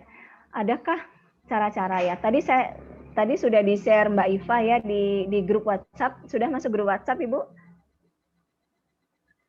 Oh, sudah ya. Nah, itu bisa untuk tahap awal. Ya, di tahap awal itu nanti bisa dipakai itu untuk mengukur, mengobservasi bakat-bakat kita, bakat anak-anak misalnya, atau diri sendiri juga. Jadi nanti bisa di-scoring. Misalnya di bakat contohnya di situ, misalnya saya kasih gambaran sederhana ya. Orang yang memiliki bakat deliberatif. Deliberatif itu gambarannya mungkin bisa dibuka ya di WhatsApp itu ada. Bakat deliberatif itu dorongannya itu yang paling terlihat itu orangnya sangat teliti, sangat mendetil. Boleh. Iya, boleh. Sebentar ya. Nah, jadi kalau misalnya terlihat pasangan kita atau kita sendiri gitu, atau teman-teman gitu ya, itu punya dorongan itu misalnya teliti gitu, cermat. Kalau misalnya meletakkan sesuatu itu hati-hati, nggak misalnya naruh cempreng gitu ya. Kan ada juga kan anak-anak yang kalau naruh gelas kadang belum tepat di tempatnya tuh udah ini terus cempreng gitu. Nah, kalau kita lihat dari sisi negatifnya itu kan ceroboh ya bahasanya ya.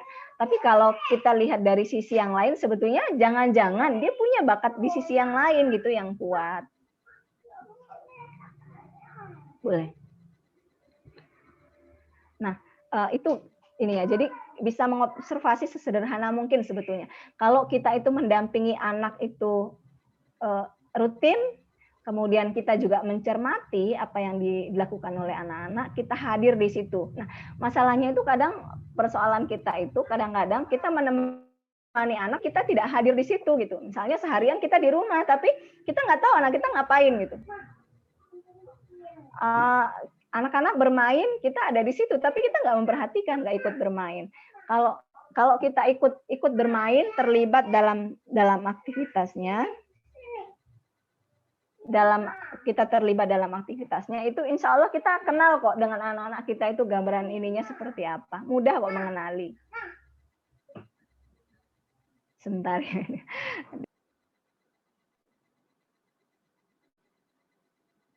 Baik, saya ambil alih dulu. Sebenarnya ada 5 aktivitas anak-anak yang direkomendasikan untuk merangsang otak. Yang pertama, menyusun balok, mengingat kartu, bermain peran, mencari barang, dan berburu kata. Itu untuk merangsang bakat anak, bisa bermain hal-hal sederhana seperti itu.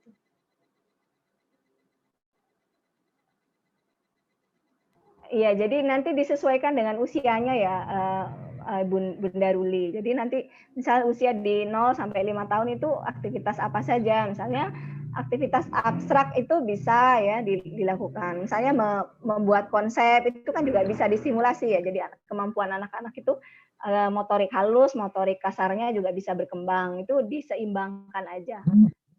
Misalnya kalau anak-anak balita tuh pegang pasir itu kan penting ya ternyata, misalnya meremas kacang-kacangan itu juga penting untuk menguatkan otot tangan, karena kita tuh nggak serta merta bisa nulis loh ternyata, gitu kan? Nggak serta merta kita bisa memegang pensil, enggak. Jadi ada stimulasi sebelumnya yang perlu dilakukan. Saya memegang benda-benda misalnya kayak tepung-tepungan, kacang-kacangan, terus yang halus dan sebagainya. Jadi mungkin ayah bunda itu bisa melihat ya di aktivitas-aktivitas yang mendukung itu, termasuk misalnya dari sisi-sisi perkembangan intrapersonal, interpersonalnya dan sebagainya itu perlu kita stimulasi dari berbagai aspek itu sebetulnya. Jadi kalau kuncinya hadir ya, hadir sepenuhnya ketika anak-anak itu melakukan aktivitas. Kalau kita hadir sepenuhnya membersamai anak-anak, insya Allah nanti kita akan mudah kok mengenali anak-anak itu apa saja yang dia bagus di situ, ada yang kurang gitu. Dia kelihatan kurang enjoy gitu ya, ya udah kita nggak perlu paksakan gitu. Kita cari aktivitas yang memang support dengan bakatnya dia. Itu sih yang bisa saya sampaikan. Baik. Tambah lagi boleh Bu? Oh ya, silakan. Tadi kan ada aktivitas produktif yang dapat kita lakukan dengan yang 4E itu yang isi apa tadi? Easy, enjoy, easy, enjoy, excellent, dan earn. Ya. Nah, itu keempat hal itu apakah ada indikator-indikator tertentunya sehingga itu bisa dikatakan easy, bisa dikatakan enjoy, dan excellent dan sebagainya, itu ada indikatornya nggak Bu? Ada. Ya, terima kasih. Jadi tadi ya ciri-ciri bakat itu kan ada 4 tadi ya, ada enjoy, ada easy, ada excellent, ada earn. Nah, enjoy, jadi ketika anak-anak misalnya kalau dia memang tidak ada di situ bakat ininya, itu kemungkinan dia bisa jadi enjoy, tapi mungkin tidak excellent. Nah, enjoy saja itu kan semua orang mungkin bisa enjoy ya. Nah, tapi misalnya tadi saya contohkan tadi contoh berkebun. Itu anak-anak semua suka berkebun. Misalnya. Tapi tidak semua anak itu sampai pada tahap puas gitu, ada rasa bahagia. Nah, kemudian easy, dia mudah gitu. Di saat orang lain misalnya ngerasa misalnya anak satunya itu kesulitan gitu, dia nggak suka misalnya memperhatikan nyiram, misalnya gini ya, menyiram tanaman yang sudah ditanam. Itu kalau anak itu memang nggak suka, itu kita susah loh untuk maksa mereka. Ayo deh misalnya ditengok ya tanamannya gitu, disiram kalau kering. Kalau dia punya dorongan potensi di situ, itu tanpa kita ngingetin sekali, tahu nggak tanaman itu kalau nggak disiram, terus dia nggak kena hujan itu bisa mati loh. Nah, dari hal begitu itu bisa masuk di pikiran, oh iya berarti setiap hari harus aku tengok, harus aku siram misalnya, aktivitas seperti itu. Kemudian dan perhatikan apakah itu bertahan lama atau tidak. Karena tanda bakat itu salah satunya adalah terus continue. Ada dorongan untuk terus berulang, aktivitas itu berulang. Kalau itu aktivitasnya berulang, dia memang suka di situ, ya udah di situ. Nah, itu tanda. Kemudian ada rasa puas gitu. Ketika dia bisa melakukan itu, dia menjalaninya berulang-ulang, dia merasa wah dia merasa itu luar biasa gitu. Dan dia muncul rasa kepuasan, bahagia. Nah, penting sekali untuk kita melihat ini ya, karena ini akan mendorong rasa percaya diri anak. Ketika anak itu merasa bahwa dia bisa melakukan sesuatu dengan baik, ada pengakuan dari orang tua, dari orang-orang sekitar, itu mendorong rasa percaya diri. Rasa percaya diri ini adalah self-esteem yang akan menentukan respon dia terhadap hal-hal di luar dirinya. Nah, percaya diri ini penting untuk kita tumbuhkan agar anak-anak itu bayangkan kalau misalnya dia merasa sampai di usia 15 tahun dia ngerasa nggak bisa apa-apa. Itu bayangan anak itu seperti apa? Minder. Karena dia ngerasa nggak bisa apa-apa. Tapi kalau anak itu misalnya dia tuh ngerasa banyak hal yang dia bisa, ketika bertemu dengan orang lain tuh dia pede loh, muncul percaya diri. Oh, aku tuh bisa ini loh gitu. Apalagi kalau ada pengakuan dari orang-orang yang dia sayang gitu, ada orang tuanya, ada tetangganya, dia bagus loh misalnya di sini gitu. Itu akan semakin percaya diri, dan rasa percaya diri itu kan menentukan kesuksesan kita juga ya, anak-anak juga ke depannya. Gitu. Karena menentukan self esteem seseorang, penilaian terhadap dirinya sendiri. Sebelum orang menilai, sebelum kita menerima penilaian orang lain, tentu kita menilai diri kita sendiri dulu. Dan mungkin kita bisa abai dengan penilaian orang lain, tapi kita tidak bisa abai dengan penilaian diri kita sendiri. Dan ini penting sekali dalam pola asuh ya, perkembangan anak. Itu Bunda Ruli.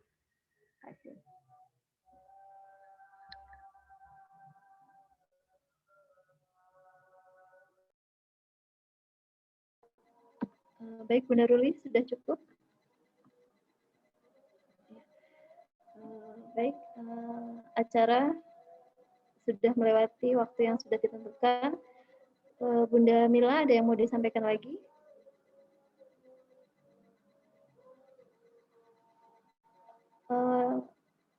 Audionya belum dinyalakan. Oh, iya. Oke. Ya. Sebelum kita menutup ya acara ini, saya ingin menyampaikan kepada teman-teman, baik itu yang sebagai orang tua ya, ayah dan bunda, bapak dan ibu, juga yang mungkin akan menempuh mengambil pilihan karir atau mengambil jurusan. Pertama kali tujuan tertinggi dari mengenal bakat itu sebetulnya adalah menjalankan tugas kehidupan kita. Jadi agar kita tidak salah memilih jalan, kita tidak hanya sekedar mencari aspek-aspek profit, materi dan sebagainya, tapi betul-betul dengan kita menjalankan peran sesuai dengan dorongan bakat kita bisa lebih maksimal lagi, karena kebermanfaatan itu yang kita cari ya, tidak hanya sekedar puas secara pribadi, mendatangkan materi, mungkin capaian tertentu, tapi kita betul-betul bisa bermanfaat bagi diri kita, keluarga kita, dan tentu masyarakat luas. Dan itu harapan tertinggi kita sebagai pribadi yang sudah diberikan keunikan oleh Allah, keistimewaan berupa sifat-sifat unik, karakter yang itu memang secara alami diberikan kepada kita sejak kita lahir hingga mungkin kita menutup usia. Itu yang ingin saya sampaikan. Mudah-mudahan dari webinar ini ada manfaatnya bagi kita semua. Ya, terima kasih. Lebih dan kurangnya saya mohon maaf kepada Allah, saya mohon ampun. Astagfirullahaladzim. Saya akhiri. Assalamualaikum warahmatullahi wabarakatuh. Selamat menjalankan ibadah puasa. Baik, alhamdulillahirrahmanirrahim. Acara pada sore hari ini telah usai. Terima kasih. Acara ini terselenggara oleh kerjasama Rizkia Production dan Prodi MIAI FAI UII. Dan saya sebagai pengisi acara, mohon maaf jika ada kesalahan. Kepada Allah hamba mohon ampun.